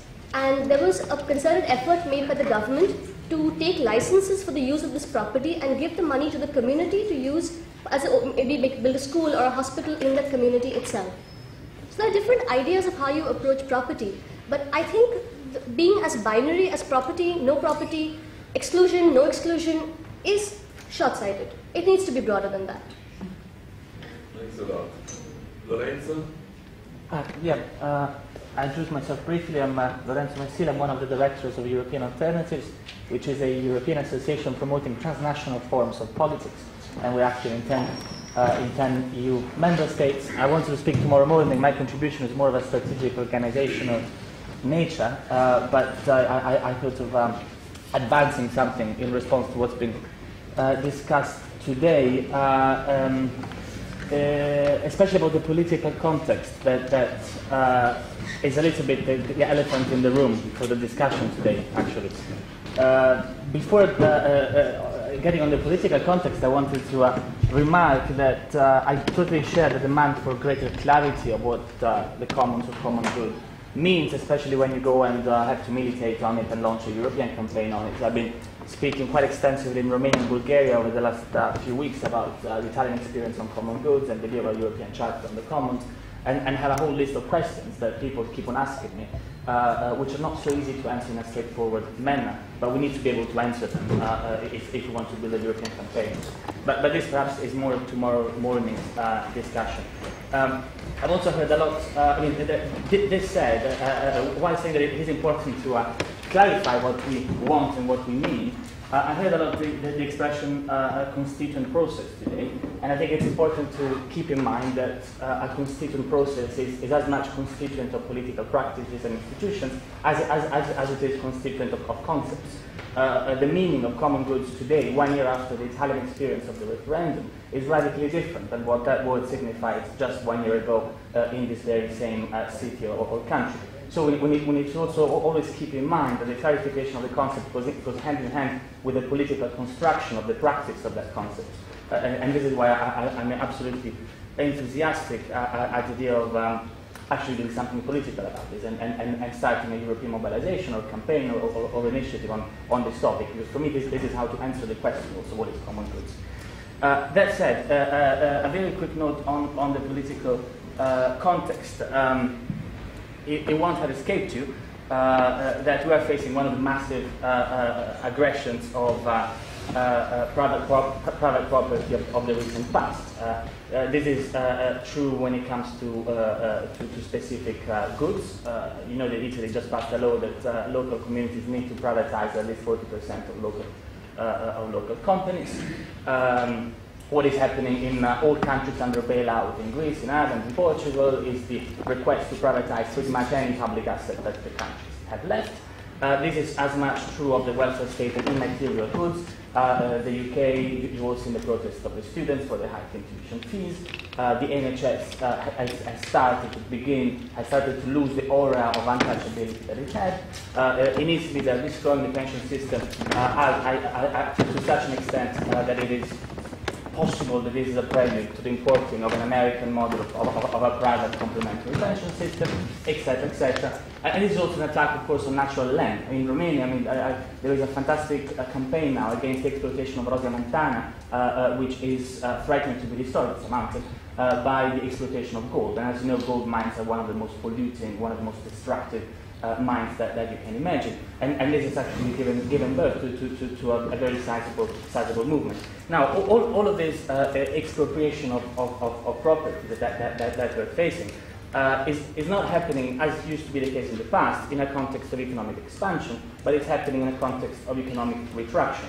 What this is causing is one of the greatest crises of social cohesion and indeed social justice that we have faced in the near past. There is not 1 week that goes by without the Council of Europe calling a conference on social cohesion or the European Commission calling a conference on social cohesion.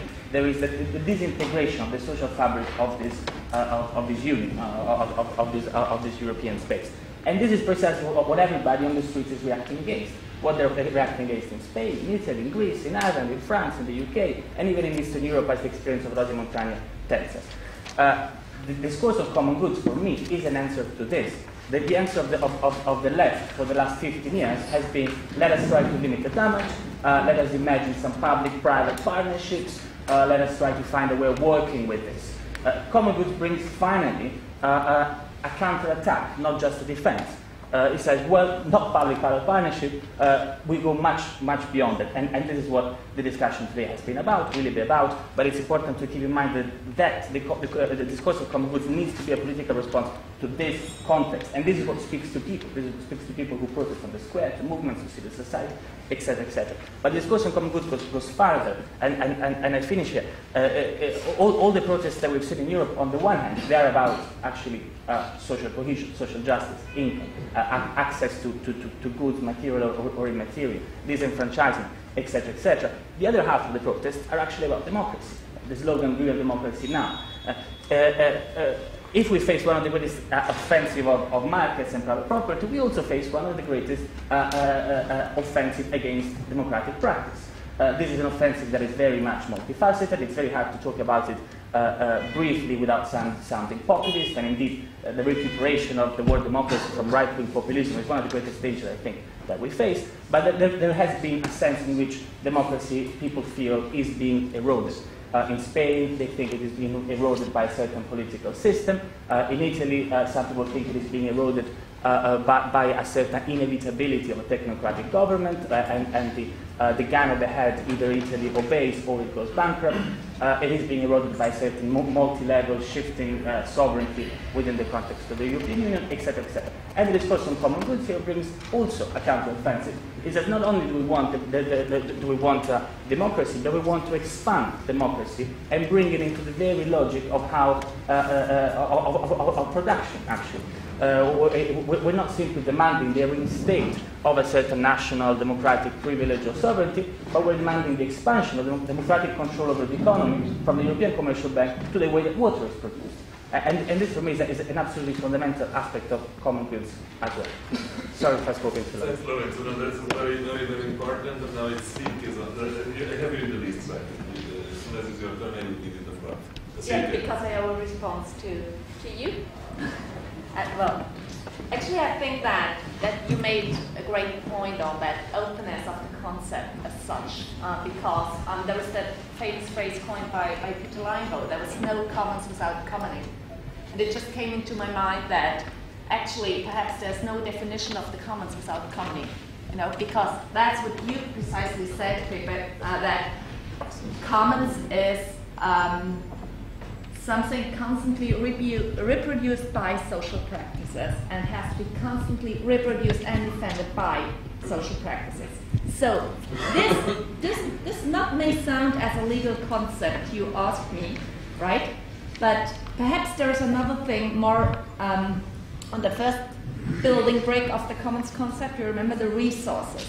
So for me, the very basic questions to lawyers is, I have an own answer. I always share my own answer with the public. But what does a thing, a resource, something tangible, intangible, whatever, make a common pool resource? What does it, how to say this in English, entitled to be something collectively shared? I have three answers. The first is, it's a gift of nature. It has been there before us. This is simple. The second is, it's collectively produced. It has been collectively produced over centuries, like language we share, or code, or something we cannot produce as only one person. And the third is, it has been given to people like the first poliomyelitis vaccine. And then it has been stewarded by WHO. So these three things for me are the sources to convert a resource, an asset, how they say, into a common pool resource. And then the fight starts about how to define rules, norms, and ownership. And this was the first point. Second point on property and ownership. I mean, how can you put property into the charter if the commons is not property, if it is not a special kind of property regime? I understood your point as a tactical thing, but I mean, if we want to get out of the mess of confusion in terms of definition of the commons, what we cannot do is put commons as common property in here. That is clear for me. But another question to the lawyers. If I remember well, in old Roman law and in legal history, there's a kind of double pillar, possession and property, right? So property would be kind of the ownership concept.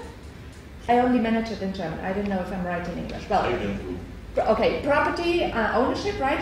For me, if we talk about the commons, we talk about possession. We talk about the sense of belonging. We talk about something one only person cannot sell or buy.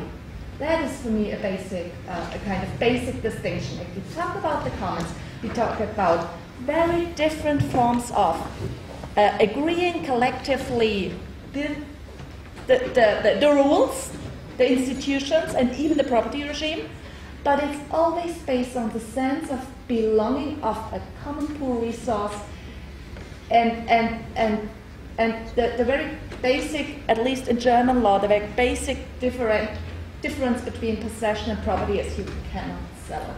At least you cannot sell it as only one person. Okay, thank you, Silke. I tell you the list I have here so that you guys can enter in the right. I have Jan, Saki, Josef, Mary, Ben, and Luigi on the list. Okay?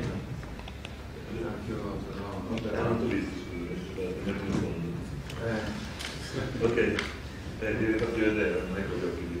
Okay, Jan. Okay. I just want to address the issue of whether the commons is property or not, and along the way take up one or two points that you made by Joseph and some of the students and some of the recent participants. It seems to me that a far more important question, apart from whether commons is property or not, is the issue of whether it's an asset. By an asset, and this is me with my old banker's hat on my head, I mean an asset against which a loan can be raised, so that you can raise capital either to create productive capacity of the type that Joseph Halevi mentioned is necessary in the case of water. You need to maintain the equipment in a condition that can supply good water or drainage, etc., particularly in the case of public utilities. And the implication of this, if an asset, if a common right can be used as an asset, as a security for a loan, then the clear implication of this is that it can be alienated. And if you look at in the past what's happened to assets or values which could not be alienated, for example, land in certainly medieval period in Europe, which had to belong to a particular person, or in the case of countries where the Napoleonic law, where the property law was so fragmented ownership of a particular house, then what you find is that it's impossible to raise finance to improve or to maintain. Now, this may be fine if you're talking about a common such as land which you can improve by, let's say, labour-intensive techniques, so you get the whole village together to dig irrigation channels and so on. But if you need equipment, if you need machinery which has to be bought, where does the finance come from this? How is the finance secured? So if it can be, if you have an asset which can be used as a security against a loan, and therefore an asset which can be alienated or sold or just simply given back to the bank if the loan payments are not made, effectively it can be privatised. And this it seems to me is the fundamental problem. One can have, one needs to resolve the issue of how commons can be improved or maintained, or even how issues of how, for example, global warming, if you take the atmosphere as a commons, the Earth's atmosphere as a common, where you get the money from to finance that. If you,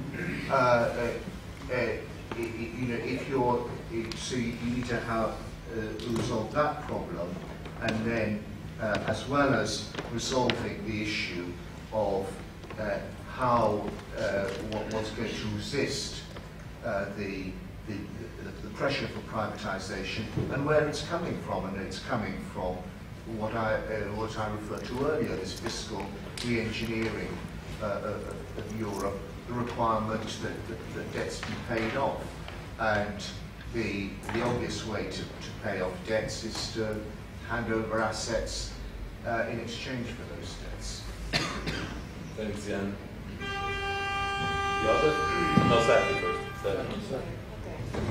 So we've been talking about the mystery of property, right, to some extent. I'm going to go back to this point by Sylvia and many others. We have the mystery of the common, and then we have the mystery of property regime, or property in general. What are these two things? So commons, I think we're converging and we're saying it's a process, it's commoning, it's an activity of reproduction, it's a process of participation, of democracy, right? To some extent, we're talking about the commons as a process. Property, we think of it as a thing, and this is what we object to when we say common property. We don't like this idea of a common good, common property, because it sounds like a thing, but what we're talking about when we talk about property, one understanding of property is as a social relationship. Okay? Property is a social relationship between people and capital, people and objects and resources, right? And when we talk about the trilogy of property, right, some like to call it this idea of private property with public property, and then now this third way, and some people say, well, why do we need this third way of the common, right? But what it is, what those three different ideas of property are, it's it's a process that's captured there, right, between one conception of property and the process of property. So why am I phrasing it this way? Because within there is a process, right? A process of, again, participation, of a determination of who is in and who is out. And Gilda talked a little bit earlier about social justice and how commons and property can be used in the direction of social justice. This is relevant because when you're talking about who is in and who is out, you're talking about access. And commons has the idea as a process of inclusion of creating the broadest access possible, right? This is somehow part of this idea. It's, I think that they also called it the proliferation of institutions, right? It's this idea of the broadest form of participation. So in a way, this social relationship is what we make it, right?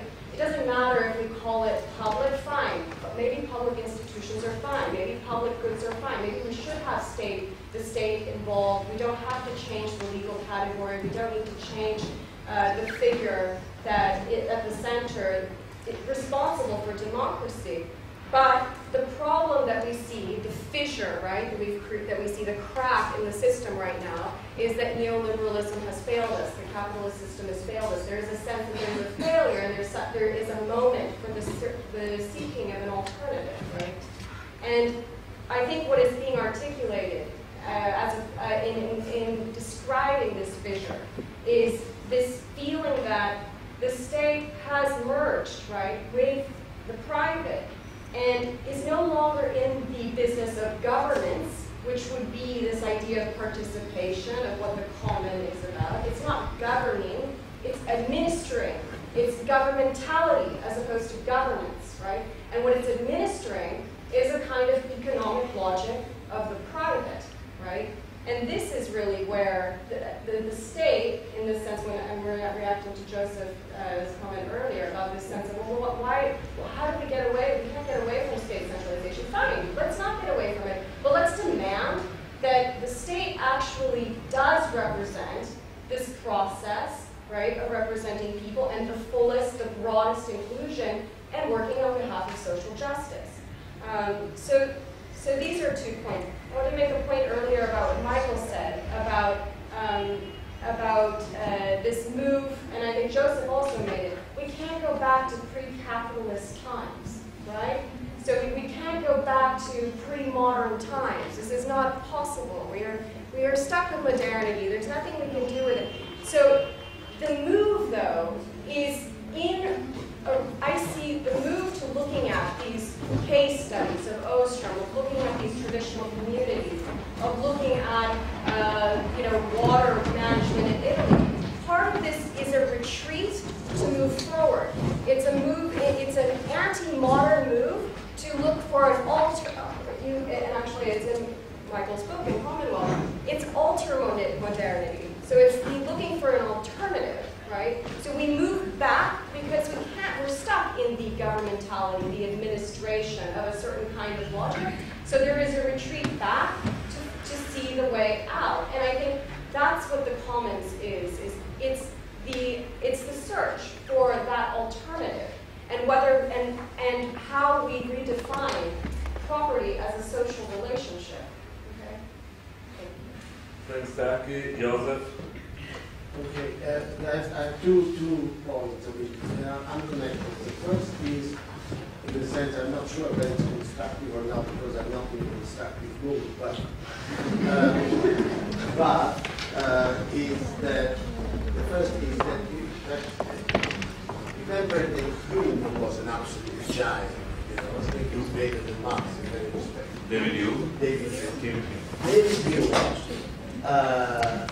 Defended, actually, he raised the issue of private ownership and the inequality of which he was completely aware in the ownership of wealth distribution, precisely by pointing out what our friend from China stressed, namely by pointing out the degradation of the commons, the overexploitation and the lack of maintenance of the common. And he actually argued that private ownership, and not only but differentials in wealth, that is to say, the fact that the person is richer, means that that person is actually interested in looking after, etc., etc., etc. Now, what is interesting here, and this is the first point I finished, this is the first point, and I'll move on. The interesting aspect is that mainstream economics, okay? Mainstream economics does not have a concept of ownership, contrary to what. So mainstream economics, neoclassical, is not a private ownership theory about private, because they conflate private ownership with individual agency. So when the individual is subject to certain condition, maximizes utility, blah, blah, blah, then it's considered to be a system of private property. Yeah, automatically. But the founder of neoclassical economics, namely Walras, Pareto, and then Jevons, they had this kind of theory, selling sense, that whenever it comes to capital, especially that was very clear in Walras, the founder of General Equilibrium, it has to be public ownership. Public. Walras was chased out of France. He had to migrate far away to Lausanne, okay, in order, because he was arguing for complete nationalization of land and complete nationalization of banks. This of credit, because these are the two, we identify these two elements with which you can establish monopoly. Land, by definition, as Mark Twain pointed out, is given, right? It cannot be reproduced, and credit can be monopolized. This is so. Therefore, here you have an issue that you can debunk the notion. I mean, mainstream economics does not have a proper notion of ownership. Mainstream. The only concept of ownership that exists in a systemic way in economics is Marx, and you cannot get away from Marx, but not waving in terms of capital, etc., capital. Marx analytical, you can, number one, Marx, and in Keynesian and post-Keynesian economics. That's what you have. Otherwise, you don't have any. And this, I move now to the second point. The second point is this: is that I've heard that the common. Let's take face value what you people have said. Okay. Face value. I believe it. Okay. Good. So, while moving away from you, but I believe it. But this you say that it was said here that commons is a social justice, should be for social justice. Am I wrong? It was said. Yes. Yes. It was also said by the gentleman from Napoli that inclusion, we have to raise the issue. Okay, you know what it means? The material condition for that, it's full employment. So you must have at the center of your objective, if you want to whip this together, to tie it up together, you must have a notion, you must have a concept, a view of full employment and how full employment is attained. You cannot have inclusion if you don't have full employment. Okay, and now, in a place like, let's forget about Italy and second, and France, 30% unemployment. Effective unemployment is 30%, because you have to take away all the emploi de proximité, all that stuff which is really subsidies by government in order to keep people employed. Okay, it's 30%. And even Germany, according to the German Statistical Office, the people who would be willing to work but cannot find work, so it's not just officially recorded, but according to the German Statistical Office, it's 21%. Okay? So that means you have a massive unemployment problem here in Europe, which is similar in the United States. And I think that then you have to raise this issue. In what way the commons can be, if you talk about social justice and inclusion, and you see that you say that this is what defines commons, etc., how can there be an instrument for full employment policies? And whether you can have full employment out of micro, because the commons is by definition localized and micro conditions. how you can have that out of micro provisions. Then you should get all multiple Nobel Prizes if you can prove that. Because, not just one Nobel Prize, but one, twice, thrice over. Because the one thing that you cannot really get is a micro-based full employment. You cannot have full employment out of many micro functions. You cannot have them. Okay? So you must have a macro policy. You have got to define the macro framework and tie layer by layer the micro framework to the localities. Okay? That's what you have to do. Because otherwise, you defeat your own argument about social inclusion and about social justice. You defeat yourself. You shoot yourself in the foot. Okay? If you do that. If you don't do that, you must have full employment as a very center. And here I come to the central planning, because I've not abandoned it. The center, because before I talked about central planning in relation to the provision of water. The water company, the railway company, whatever it is, does not have the objective task of providing full employment. Because otherwise you go back to when they started killing Erie and loading Erie with all sorts of completely destroyed firms in the 70s. That happened in the 70s. And this will completely destroy the functional objective of the agency that is supposed to plan for water, for electricity, EDF, Electricité de France, which is a fantastic company. And then, so this is one level of planning, which is the planning for the provision, which is not connected to employment, full employment. You have another level of planning, which has to be also at the central level. It has to be a macro policy, articulated at many different stages, but has to be a macro policy, which the objective of which is full employment. And now, there is an Italian economist that provided this theoretical framework, because Italy has got one of the best economic thinking in the world. Okay? Best. Italians are so subjugated by the United States that they don't know that. But in fact, Italy has got, and the person is Luigi Pasinetti. Luigi Pasinetti, who is now retired at Catholic University in Milan, he has written a fundamental book, which is Structural Change and Economic Growth, Cambridge University Press 1991, in which he precisely points out that without central agencies providing for full employment, it is impossible to achieve it.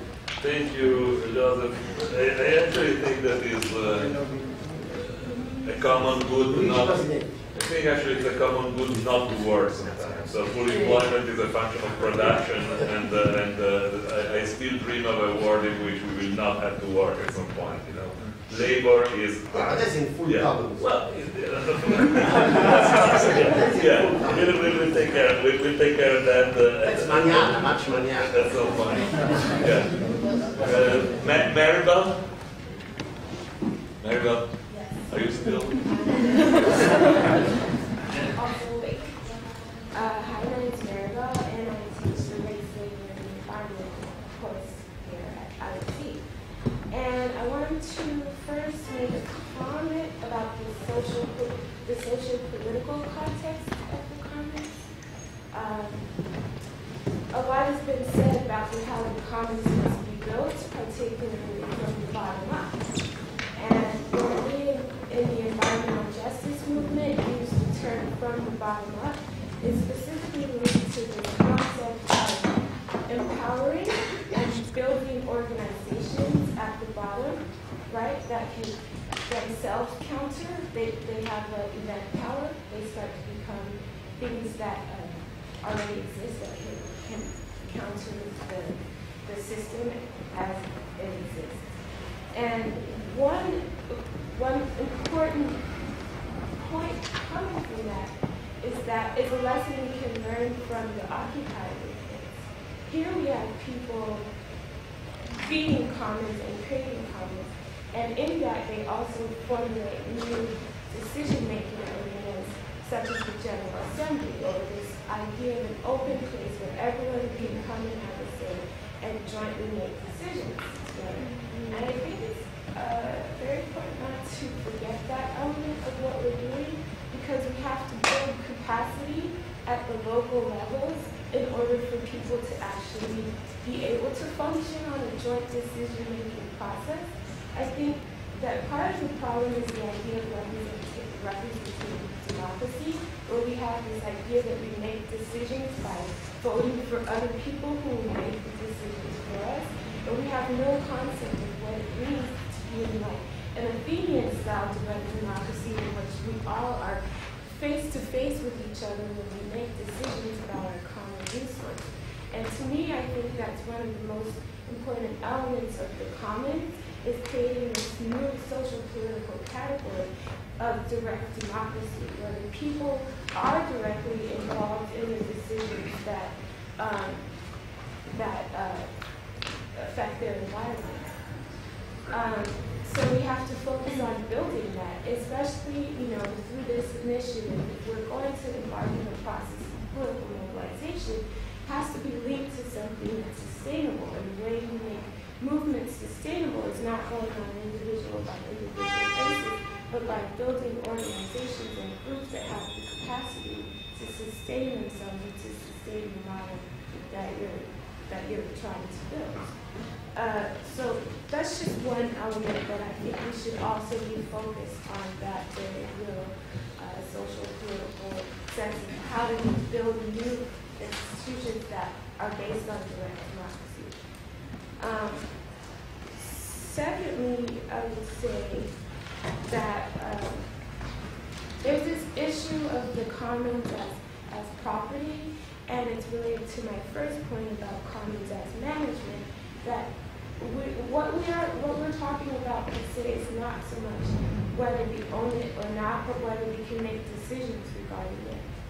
And if we have each community being able to make decisions about their own consumption and their own use, I think this is the idea that's inherent in what a commons is. It's not that we are sitting on top of the water, therefore we own it. It's that we will use the water. We recognize that other common groups will also use the water. So how do we jointly manage our consumption in a way that we recognize is sustainable? So that element to add to the discussion. And then thirdly, also it's not about, I don't see the commons solely about the existing resources, such as air or water, but about this practice that creates new common goods, new common assets and resources through jointly working together. If you look at the principles of permaculture, etc., it's talking about local communities coming together through their labor, through their work together. They create new common resources, which takes it outside of the regime of this is a scarce resource that we need to manage, but also inputs into the system the idea that the local community isn't dependent on outside actors for its well-being. So that's part and parcel of this whole concept of having the commons. And I just want to return to the point about the expansion of the democratic process. And the fact that it's going to require a lot more human interaction, and that's not easy. The lesson that's being learned from these movements is that it's not an easy type of thing. So the more we engage in that type of new behavior, the better a sense we will get of how it works, how democracy actually impacts us on a local, then regional, then state, then national, and international level. Thanks, Maribel.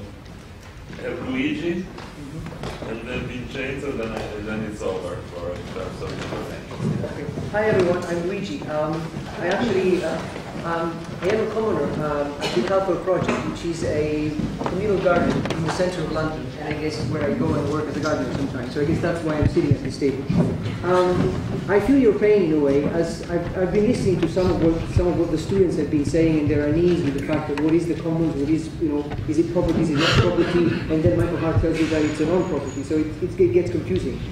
The way that I make sense of it as a gardener is that maybe commons are a queer space. So as such, the commons are themselves a borderline category.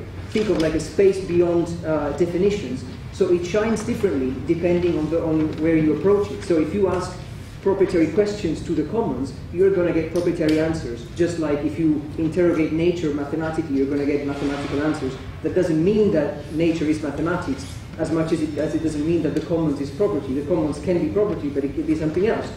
As a gardener, it mostly means, when I interrogate the commons with a shovel, I get, worms and smells and other things. So, as a queer space, then, the commons can be property, but they can also be non-property, as Michael Hart was also saying. So this leads them to be inherently contradictory, which is why I was enthusiastic about the Charter, actually, because it contradicts itself, which I find to be a great sign of sanity. In fact, it is perhaps their very being contradictory that reminds us that by being queer spaces, they are constantly defined and redefined through concrete social practices, which is what we actually expect from the commons. What Shalini was saying, that the commons are framed, through social practices. So maybe the wisdom of the garden for the day, I guess, is going to be that maybe we could think of them as a queer space and be open about the fact that they contradict themselves, and that's all right. Thanks, Luigi. I appreciate that. I'm a commoner too, so yeah, I think that's an important point. But yeah, and also I totally agree that there is every legal concept, and I'm getting serious now, but every legal concept that ever had a success in asserting hegemony of a given line of legal thought has been highly ambiguous and ambivalent. There is not such a thing as a legal concept that is precise that ever worked. Only non-lawyers think that legal concept should be precise. Lawyers know very well that the trick for a legal concept is that it can be manipulated all the time. It doesn't mean nothing, and the meaning comes out of its context. So, in fact, the issue of definition, I think it is much better to define what we are talking about, to have this kind of free-flowing kind of discussion, seeing it from a variety of perspectives, and then maybe something can be put in the paper, and then maybe that paper could be edited in an open way by us and by everybody else until it becomes out a text that appeals and touches the heart of many people. We are not losing pieces in the street. Maybe we can put something about the plan too, or about the future of full control, of full employment. But the point is that there is a process of doing that seems to me that is of some value in this building of new categories, especially because it's really something that is a little bit at the hatching stage, especially talking about these things in legal terms. So I'm very pleased about that. I think we have one last intervention. Luigi, what was the term that you used? Queer. Queer. Okay. Yeah. It's like the queer. I'm not sure if I got it. Queer and also we have queer some realization.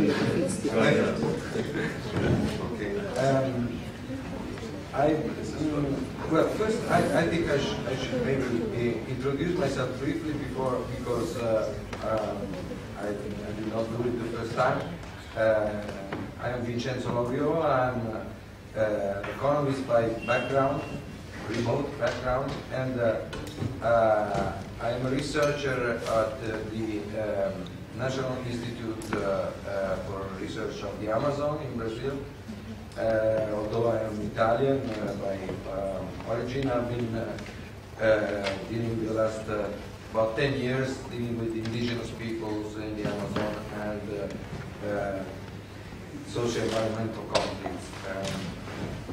Okay. Actually, good part of what I wanted to say has been said already by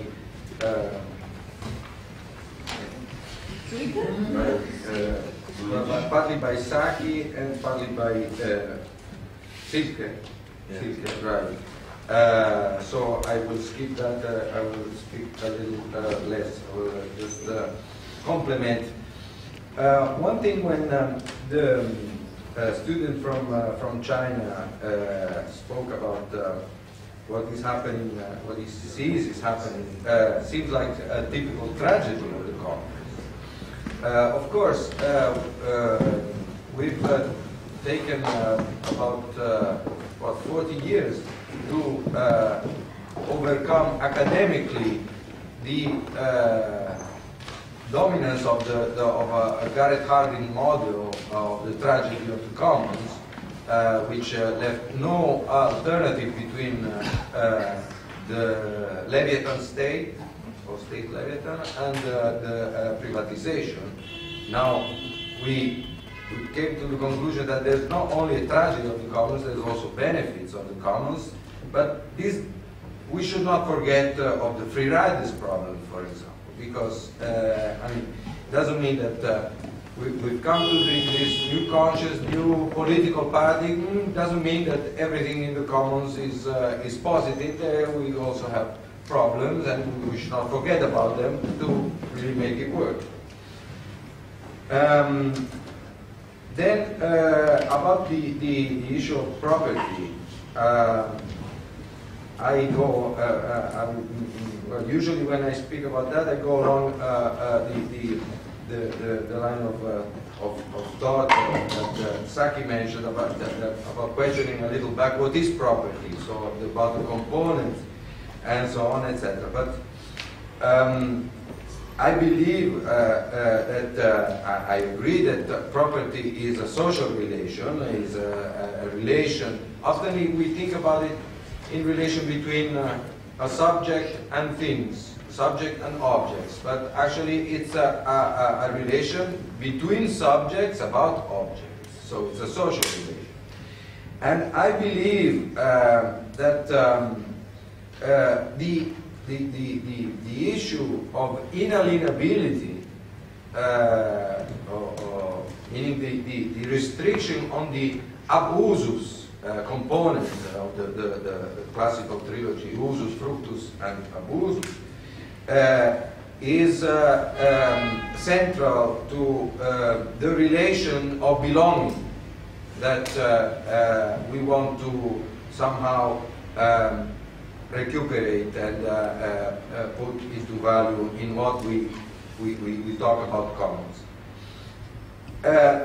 The debate that was here in the table and the audience reminded me of the P debate in the International Association of Commons, which used to be International Association for the Study of Common Property. Then there was a big debate, and the P was lost. They decided to just stick with the commons and eliminate property. Personally, I believe that if, from a scientific point of view, it is true that commons is more than common property. It includes different layers, and it refers to the mode of not only of governance, but ultimately social goals. That, but it is also true that politically, to focalize on something which is more tangible in the institutional and historical context that we live in, especially in legal terms, we talk about something which is characterized as property, is stronger, is more, maybe politically is more effective. So there's a trade-off there that we need to work on and eventually make choices. Because commons, of course, is more, includes different levels. At the first level, the level of the resources, maybe something of the ancient Roman juridical tradition, which distinguishes more from the things perspective. You know, you have the res publica, the res privata, the res communes omnium.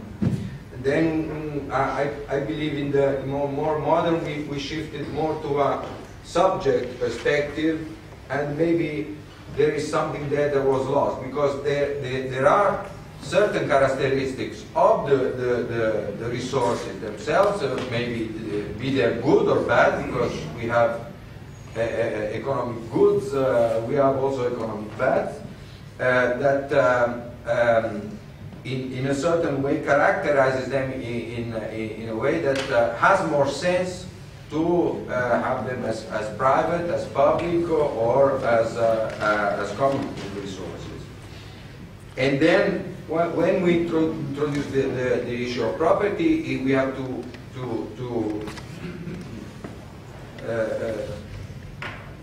remember each moment that we're talking about social relations and the process of relations between individuals and human groups, and then maybe the process, the commons, we should better characterize it as the process of political participation and evolution, how relations can or should or could change and evolve, including the discussion of the role of the state, which cannot be simply wiped out.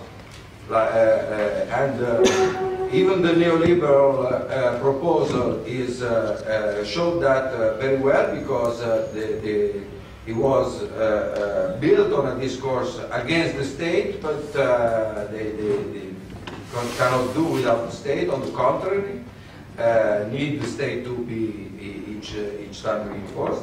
At the same time, a political proposal on the commons must be very clear that the state has a role. Only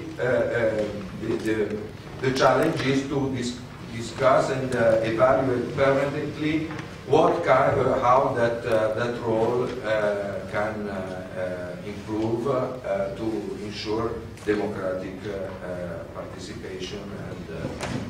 Okay, thanks a lot. Now, I think that this afternoon we had an abundant occasion to show our deeper feelings about this whole kind of stuff, which is very important to do and to have our brains start working on.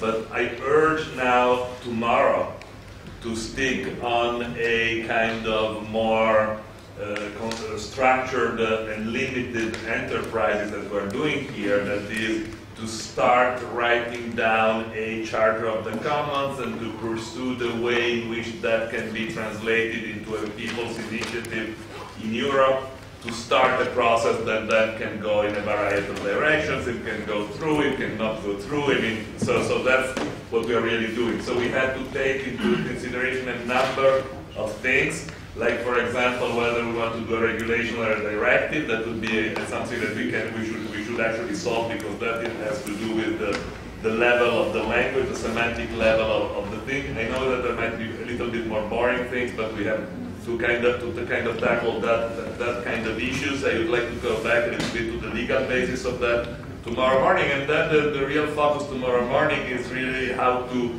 build and to organize and to understand a network of social institutions of a variety of kind that can work in actually having this thing happen under, and to build the network that is then needed. So I think that Lorenzo's contribution tomorrow is going to be very important, but everybody of us has some sort of a militant and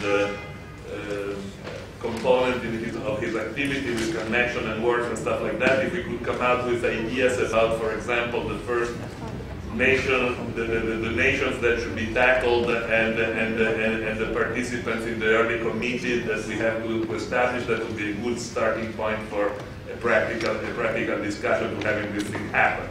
Now, luckily we have a little time in terms of before April there is not going to be any need to be ready with an actual text, and so we will have more actually occasions to discuss further, like in the next seminar. We were thinking about doing something in February or March, perhaps in Naples, so we'll talk about that, also a little bit about that tomorrow.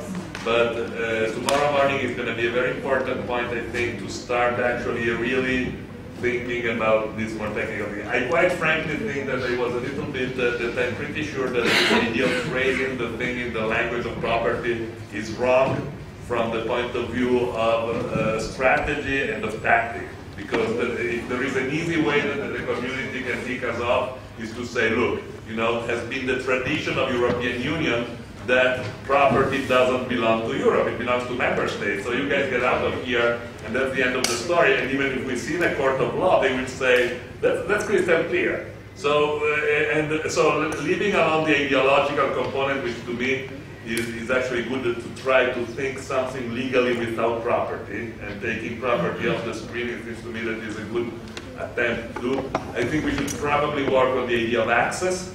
We should probably go work on ideas that have a language that is other than property, and actually claiming that we're not messing with property, because that is actually something that is going to be completely self-defeating, and I don't think is a good way to go in the terms of trying to move step forward. So I think that we had a very, I really enjoyed this day enormously. It rarely happens to me nowadays at my age with scholarly and academic activities. So I'm grateful about that. So second, what's happening? Last announcement. Yeah. So for the speakers, there is the dinner. It's at this Ristorante La Valenza, and it's on Via Borgo d'Ora. It's 39, and the time is 8:30. There's also the email that you received that has the address there. If you need it again, see you at the dinner. And for the no comments from students.